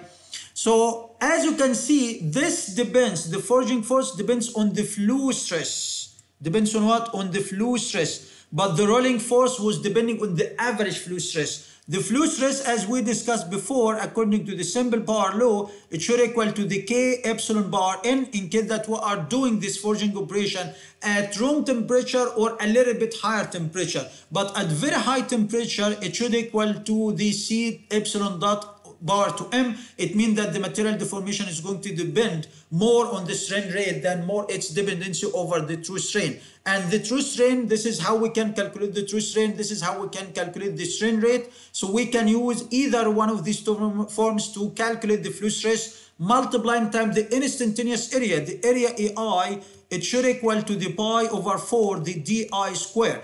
This is the diameter of the part of the workpiece or the work part at this height. When we reach a height, the area, the diameter should be increasing. Why? Because we're gonna keep the volume constant. So we should keep in mind that the volume, which is pi over 4 d0 square times h0 should equal to the pi over 4 di square times hi, the instantaneous height. So for this height, there should be a specific diameter that we can get it using this formula or this equation. Make sense? This is for the ideal case, but because in fact there should be a friction, so in order to compensate this force for the friction, this force should be increasing, should be higher to get rid of the force effect, right? Or to get rid of the friction action or the friction effect. So for this case, the forging force, it should equal to Kf times the flow stress times I, which is the instantaneous area, as we mentioned.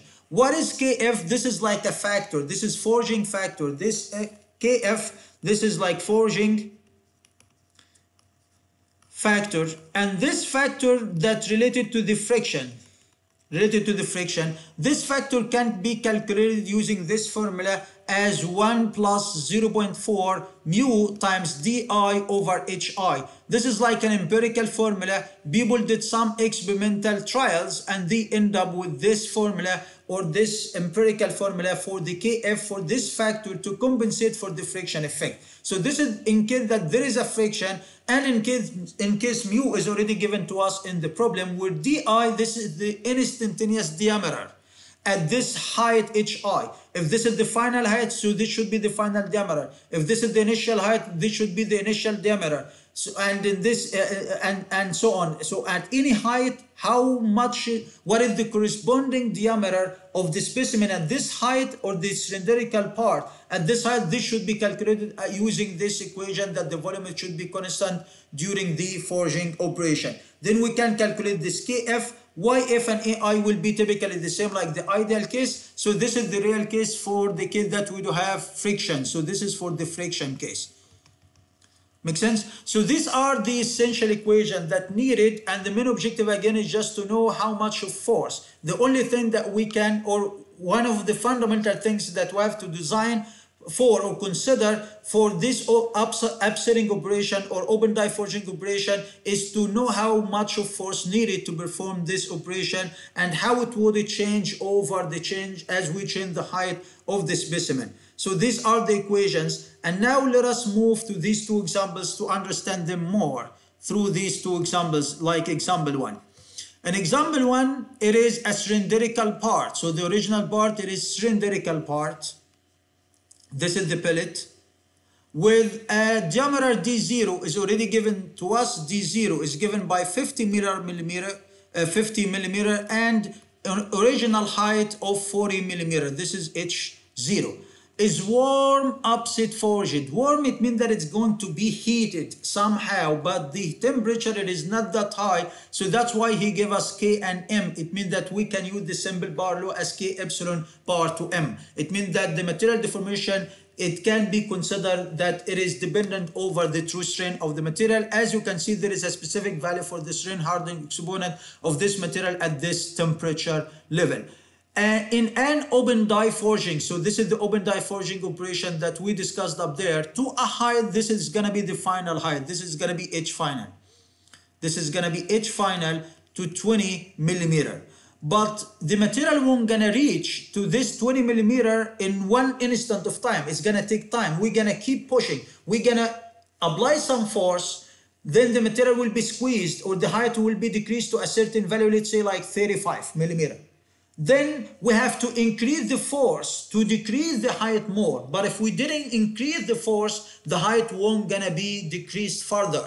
So it means that the forging force should be keep increasing to be maximum at the final height and minimum at the initial height. This is an essential thing that you should understand about this forging operation. Make sense? Determine that the forging force at the height when the material is going to reach 30 millimeter and the maximum force in the operation in case that the coefficient of friction is given by 0.2. It means that this indicates that he tells us indirectly that you have to consider the friction effect into account when we do calculation for the forging force. So it is required to find F, the forging force, but at two instances of time. When HI reaches the 30 millimeter, when the height became 30 millimeter, decreasing from 40 to 30, then when the height decreases, HI became the H final, which is already given by 20 millimeter, because he required the maximum force. And you should understand that the maximum force, it happens when H reaches the final height, the final destination that we would like to achieve for this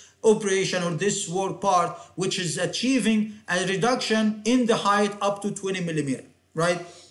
So generally speaking, to calculate the force, in general, the force, it should equal to the Kf, because we are going to consider the coefficient of friction, the flux stress times the area, the instantaneous area. This is the equation. So for the two cases, think like you're already solving two separate problems. First, in the first case, in case 1, we are going to decrease the height from 40 millimeter H0 up to HI, which is going to be like 30 millimeter as already given here. So this is one single problem, and then we're going to repeat for the other problem. So let us calculate all of these parameters. How much is Kf? Kf it should equal to the 0.4 times mu di over hi. The diameter that correspond to this height, which is 30 millimeter, how much it is. To calculate this di, we already have this coefficient of friction is given to us up there by 0.2. This is the Kf formula, right? It is mu is given by 0.2.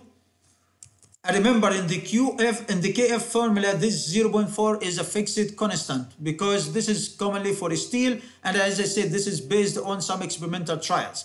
This height is already given to us by 30 millimeter. So how much is di to calculate Kf? This is the first thing. To calculate di, we should consider that the volume it should be constant before and after. So d pi over 4, d0 square times h0. This is this cylindric, the volume of the cylinder before forging. It should equal to the after forging or at this instant of height, which is hi. This is the corresponding di, how much it is. Simply we can get rid of this pi over 4. With the pi over 4, automatically doing the calculation, we can find the di at the square root of d0 square h0 divided by hi, right? If we did the calculation, we can end up with something in the same unit. The units are in millimeter, so this is gonna give us the height at this the diameter of the sample at this height, how much it is.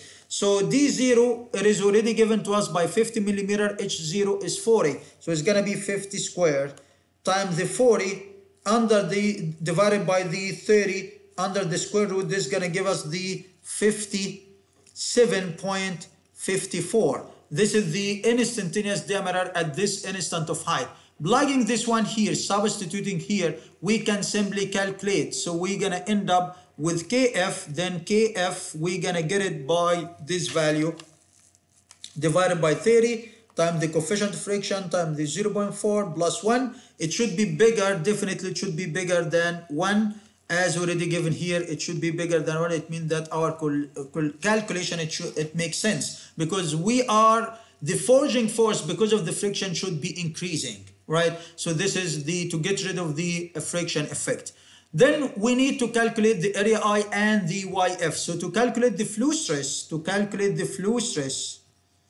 the flow stress should equal to the K epsilon bar N. Why? Because we said that for this material, its deformation depends on the true strain. So we have to calculate the true strain then, which is the length of h over h, the instantaneous height over the original height, which is already given as length 30 divided by 40. Doing the calculations, we're gonna end up with 30 divided by 40. The natural logarithmic of this value gives the 0.288. So this is the true strain. Plugging this value here, we're gonna end up with the flow stress. The K is already given. The strength coefficient is given by 600 and 0.12 for the strain hardening exponent. So 600 times 0.88 to the power of 0.12. Doing the calculations, power 0.12 times the 600, this is gonna give us the 516.67.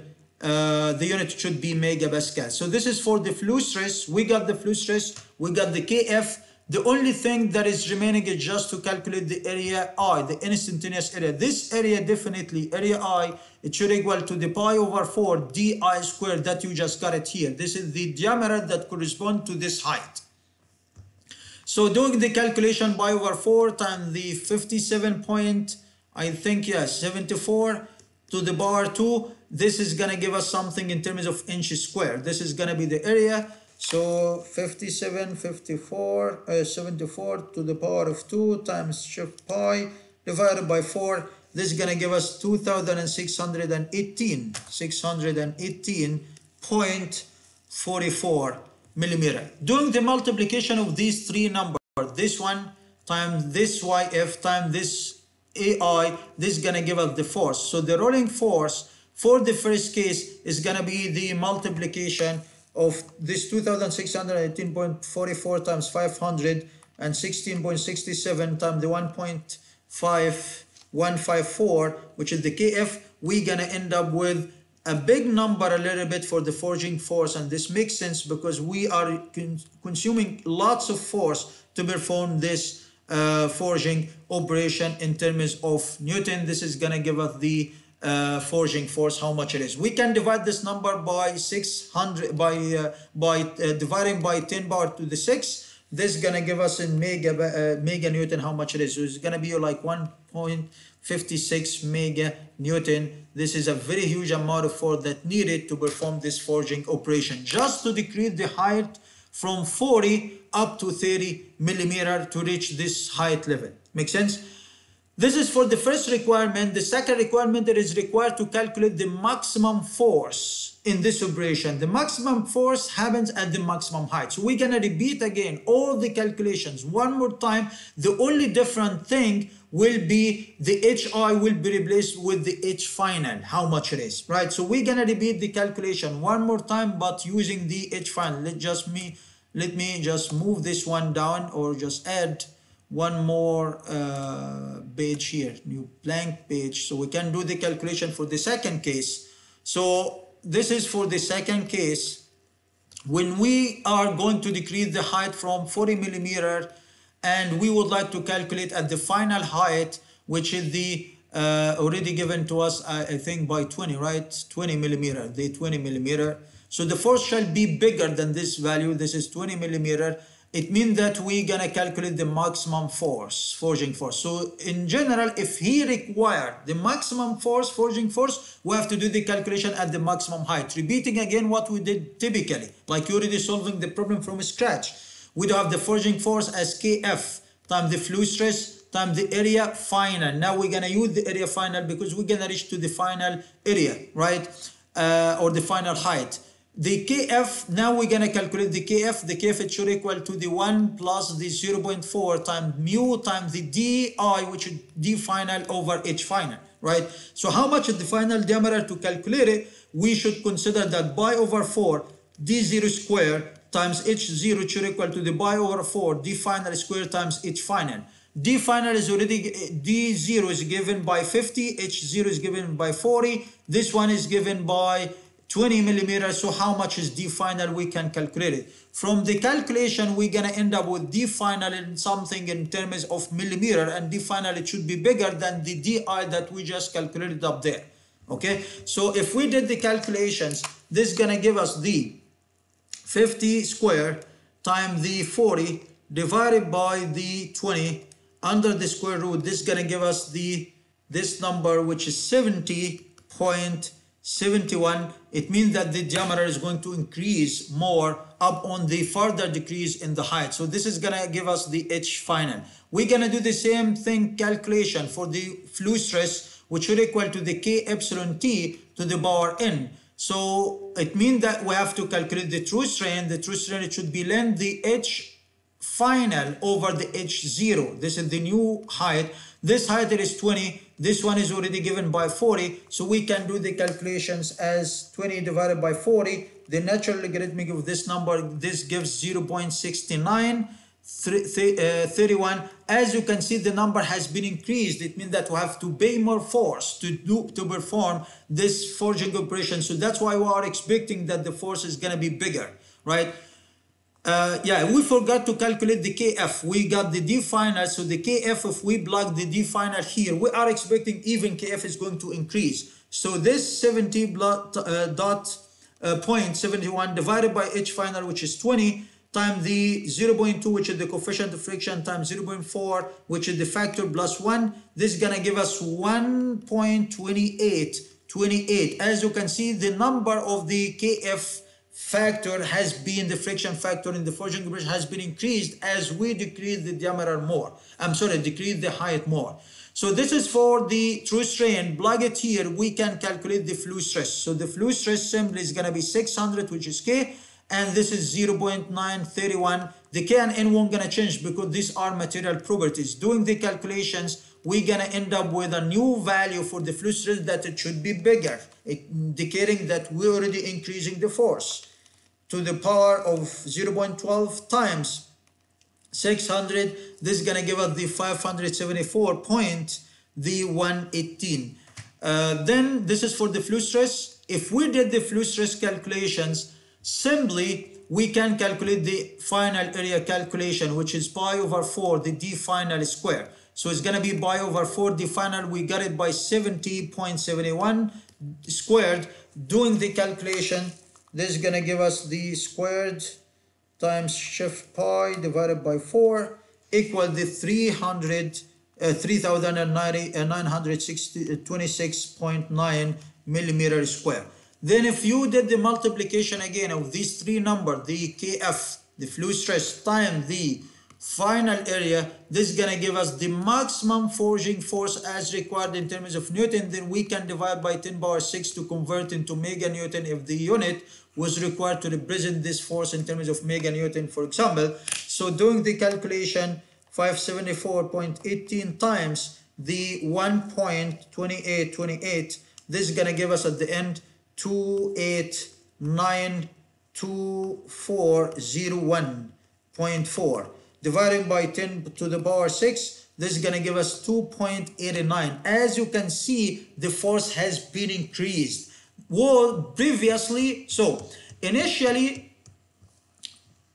so he didn't ask us about the initial force, how much it is. But for this material, when we decreased the height just to 30 millimeters, we needed this force, which is 1.56. But this force is going to increase as we decrease the height, as we are going to decrease the height further for this operation. Make sense? How about if he required, if the initial force, the initial forging force is required. If the initial forging force is required, based on our discussion, this initial forging force, it should be zero, kind of, or at least it should be very small to initiate the plastic deformation of the material from H0, right? So assuming that this material is like aluminum material, and it means that we need the initial strain. The initial strain, if you remember, as we discussed in the fundamentals of the metal forming part, the initial strain, this is the strain at the yield point, at the yield point, right? And this yield strength for most of the material, if it is not given, you can assume that this one as 0.002. If you remember from the mechanics of material class and the material science class, we do have like the material with no yielding phenomenon, without yielding phenomenon, that there is a smooth transition from this elastic to the plastic region, and to end up with the yield point, we have to do shifting like with 0.002, especially for aluminum material, right? So assuming that even this initial strain is already given, but if it is not given, it means that anyway this value, it will be given to you. But if it is not given, you will be given other instructions to calculate this epsilon dot, how much it is. This is the initial strain. This is the initial true strain. It would be given, or there would be some other things will be given to you as we calculated, as we considered in the previous example, in the previous video, and the calculation of the yield strain or the initial strain for the case for one of the tensile test problems. And for that case, I give you the yield strength in order to calculate this epsilon dot, right? Or epsilon zero. So for this epsilon zero, it would be either provided, would be given, or you will be given other instruction to be able to calculate this epsilon zero, how much it is, right? Other than that, we can simply neglect this epsilon zero or just put it zero, as I'm going to show you that the force, this initial forging force, will be very small in comparison to the other initial force. So initially, you could consider that HI is still H0 because this is the start. There is no change in the height yet, right? But this is the initial strain that we're going to use for the calculation. So accordingly, we can calculate the forging force. The forging force F, it should equal to the Kf times the Yf times the area 0. Now we're going to use the area 0 because this Di definitely is going to be D0 because this is the initial. We didn't do any changes to the diameter or the height. So we're going to use the original area in this case. So how much is Kf? Kf, it should equal to the 1 plus 0.4 times mu times D0 over H0. D0 is given by 50, H0 is given by 40. Doing the calculation, we're going to end up with the curve that it should be small value. So it is 50 divided by 40 times 0.2 times 0.4, which is mu times 0.4 plus 1. This is going to give us 1.1. As you can see, the Kf value had been decreased. How about the flow stress? Let me add one more page here for this to finish this part, new page, right?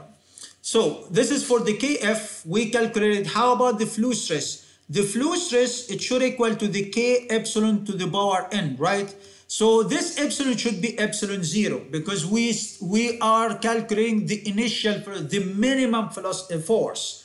But there we were calculating the maximum force. So we work it at the H final. Now we're going to work at the H0 and D0. This is the minimum forging force. So K was given by 600. Epsilon 0 epsilon 0 is given by the 0.002 to the power n, which is 0.12. Doing the calculation, this is going to give us a very small amount of yield flow stress that is needed, which it should be equivalent to the yield strength of the material, by the way. So it is 0.002 to the power of 0.12 times the 600. This is going to give us 284.6. You should understand that this value is Y, which is the yield strength of the material. This is the yield strength of the material, right? You should understand this point. You should understand that this is the yield strength of the material, since we are already using the yield strain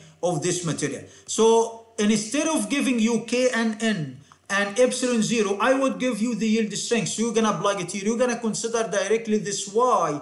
In the initial, this Y initially, it should equal to the Y, which is the yield strength of the material. So if the yield strength was given, you're gonna directly, you aren't gonna do any calculation for epsilon YF. YF automatically will be the yield strength. But if the epsilon 0 is the one that was given to you, you have to do the calculation to end up with the yield strength that should be the flow stress using the simple power law.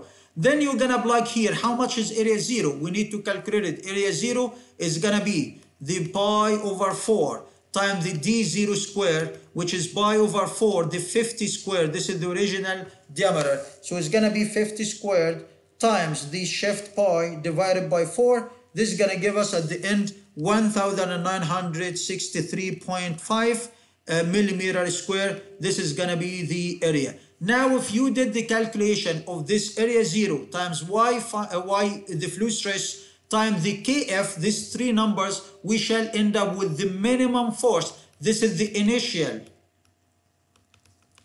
forging force, or this is the minimum forging force needed to perform this operation, which is going to be the multiplication of these three numbers. So it's going to be this value times 284.6 times 1.1. This is going to give us at the end this small value, which is 614,691.8 Newton. If we divide it by 10 to the power 6, we're gonna end up with something in meganewton, which gonna be time divided by 6 is gonna be like 0.614. As you can see, this force, it is too small or can be considered negligible in comparison to the maximum force. Here we are using 2 mega forces over 2, like 2.8 meganewton, but here we're just using 0.6 meganewton to perform this forging operation. So you could consider that this is the minimum forging force, and this force is going to increase as we do further decrease in the height of this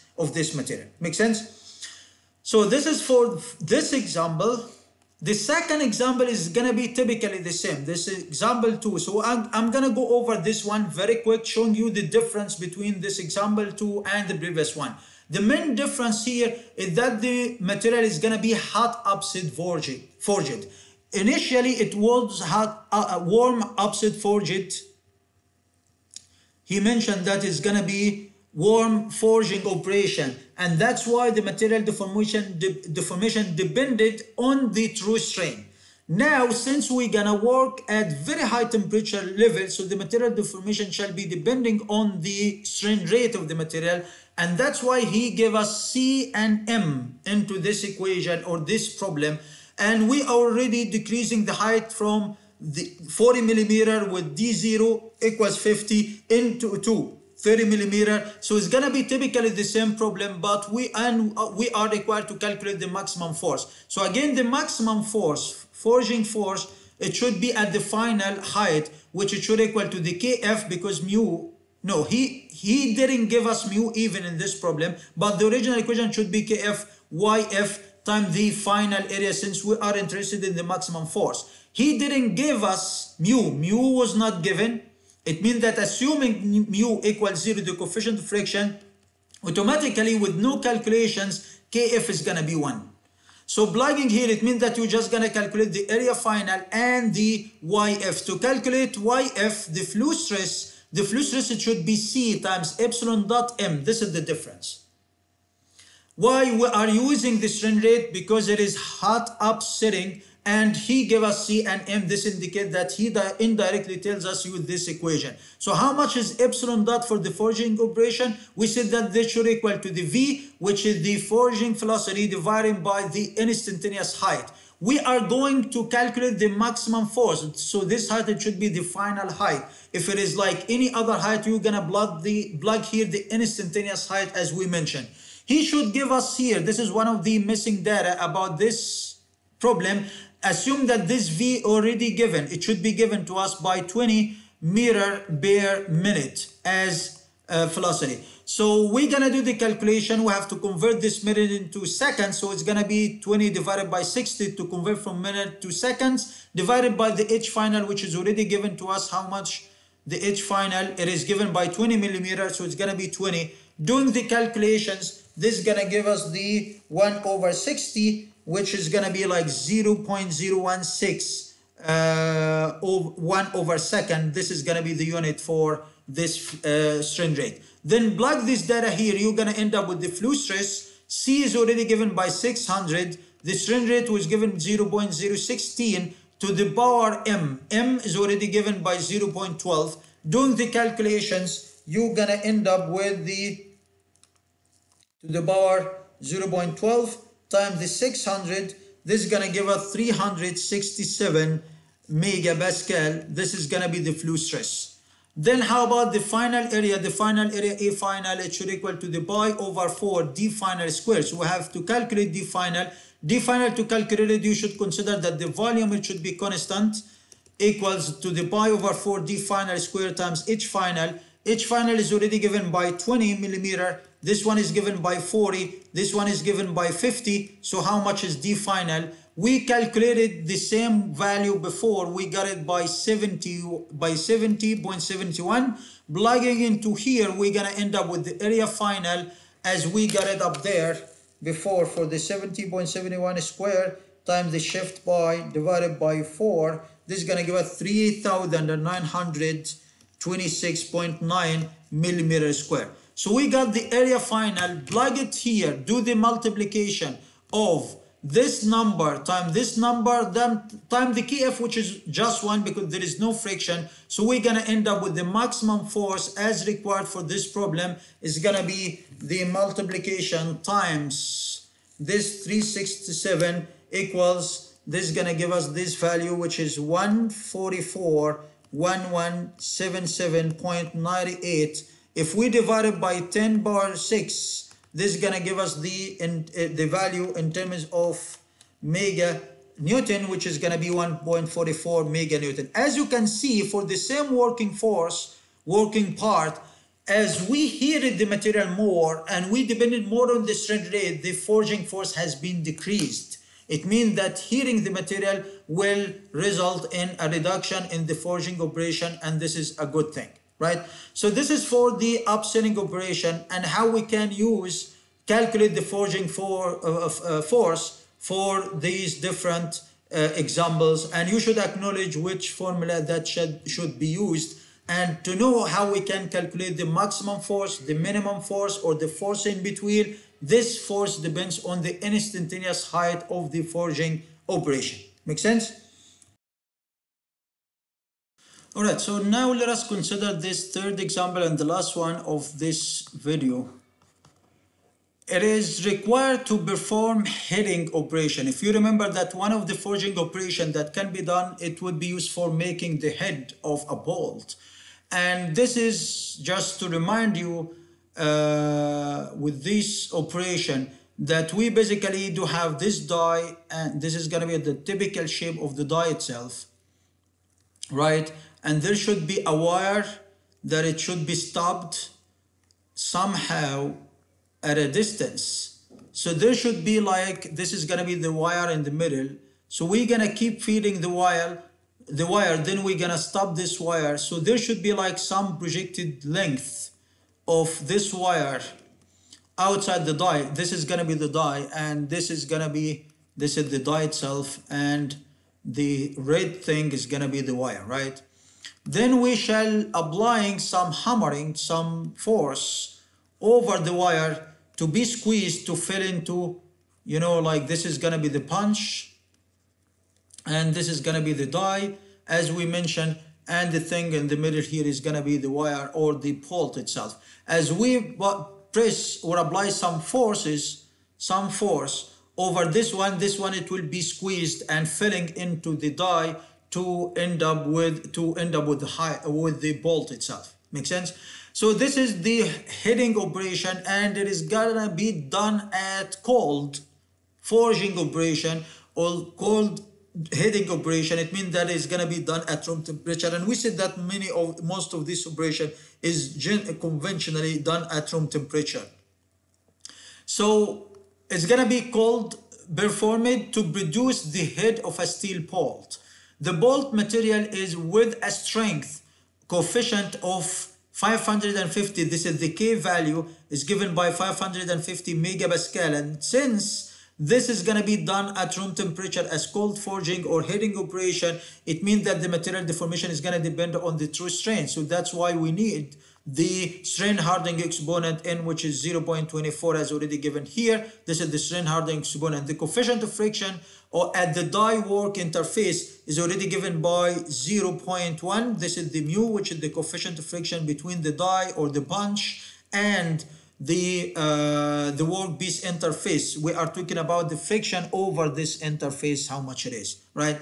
The wire stock from which the bolt is made, it is already in 15 millimeter diameter. So the diameter of this wire, it is 15 millimeter. You should understand that this diameter, it should be the original diameter of the sample. This should be the original diameter D0 of the sample or the wire. How much it is already given by 15 millimeter. This is before the forging operation. And the head is to have a diameter 30 millimeter. It means that the opening of this die, it should equal to the 30 millimeter as already given here, because this die opening, it should be filled with the wire itself to end up with the bolt. So the bolt diameter is already given by 15 millimeter. It means that this is the final diameter. This is the D final of the bolt as 15 millimeter. Make sense? The head is to be of a diameter of 30 millimeter. No, I'm sorry. The wire stock, this is 15 millimeter. This is the diameter. This is the original diameter of the wire, and the head is to be 30 millimeters. So the head, it should be increasing with up to diameter 30 millimeter. And the thickness of the head. The thickness of the head, when we perform the upselling operation, there should be a head that shall be formed inside this die. The diameter of this head, it should be 30 millimeter, and the thickness of this head, which it should be the T final or the H final. This is the H final of this, since we're already working as forging operation. So the H final in this case is already given by 10 millimeter. So the 10 millimeter, this is the final height of the work part, how much it is. It is required to calculate the length of the wire stock must be projected out of the die. It means that how much is this original height, how much of this projected portion, how much it is. We are required to calculate this H0, how much it is. Okay, so this is the first requirement, H0, how much it is to fill into this cavity. In addition, how much of required force, forging force is needed. So it is required also to calculate the forging force the maximum forging force that we already talking about how much it is, right? So to calculate the thing, starting with the projected height,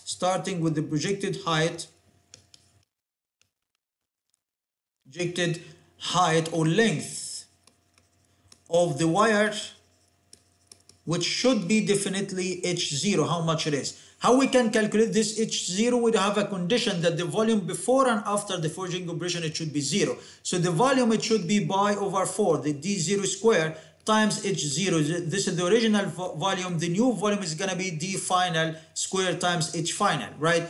H0, we don't know how much it is, but D0, the original diameter of the wire was given by 15 millimeter, and definitely pi over 4 will be cancelled with the pi over 4. We are seeking this value, how much it is. D final is already given to us by 30 millimeter. This is the final head height diameter, and this is the final head height that we needed, that which should be 10 millimeter as the H final. So from this equation, we can simply calculate the H0, how much it is. This is going to be the projected length out of the die.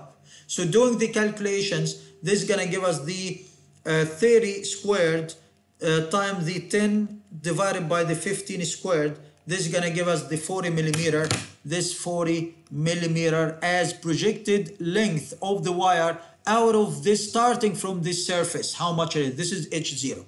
Then it is required to calculate the forging force. Which forging force? Definitely should be the maximum forging force, how much it is. So to calculate the forging force, you're just gonna work as we did in the previous two examples. So in the second step, the maximum forging force, we said that the maximum forging force should equal to the Kf times the Yf times the area final. It should be calculated the final area at the final height, right? The Kf, it should equal to the 1 plus 0.4 times the mu d final over h final, right? So it's going to be the 1 plus 0.4 times the mu, which is the coefficient of friction, which is given to us by 0.1 times the d final, the final height, and the final height and diameter already given by 30 divided by 10.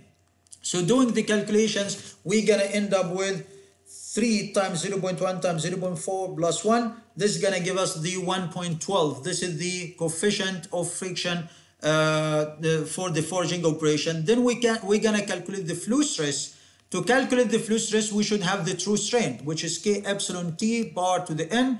And the true strain, it is definitely the length of H over H, H final over H0, which is already given by 10, and H0 we just calculated by 40, right? This is the H0 that we just calculated. Doing the calculations, we're gonna end up with the true strain as the length of this value equals the 1.38. This is gonna be 6. This is gonna be the true strain. Then if we substituted for the K and the N, we can simply calculate the flow stress. So the flow stress will be, the K is already given up there. The strength coefficient is given by 550 and the N is given by 0.25. So it's going to be the 550 times the 1.38 to the power of 0.25, right? 24. Doing the calculations, we're going to end up with something in terms of megapascal. This is going to be the flow stress. So it's going to be to the power of 24 times the 550. This is going to give us 594 of flow stress 85. Then we can calculate the area final, which should equal to the pi over 4, the d final square. The d final is already given by 30, I think, right? Yes, it's given by 30 millimeter, so it's going to be pi over 4 times the 30 squared. Doing the calculation, this is going to give us 30 squared times the shift pi divided by 4. This is going to give us the 706.85 millimeter square. Then calculating, doing the multiplication again as usual of this number times this YF that we already got it by 1.12, we're gonna end up with the forging force, the maximum forging force as required in terms of Newton. Then we can divide by 10 power 6 to end up with meganewton if it is required in terms of meganewton. So doing the calculation, this gonna give us the times the 1.12. This is gonna give us this value of the force as 45 and 50, 80, 98.02, and dividing by 10 to the power 6, this is going to give us 0.455 mega Newton. So this is going to be the required forging force to perform this hitting operation as we discussed through this example. Make sense? So that's it for this video. We already discussed some of the analysis of the rolling operation and the forging operation, and we focused on the calculations of the forces, how we can calculate the force needed to perform these two different types of operations. So that's it for this video, and thank you, and see you in next video. Thank you.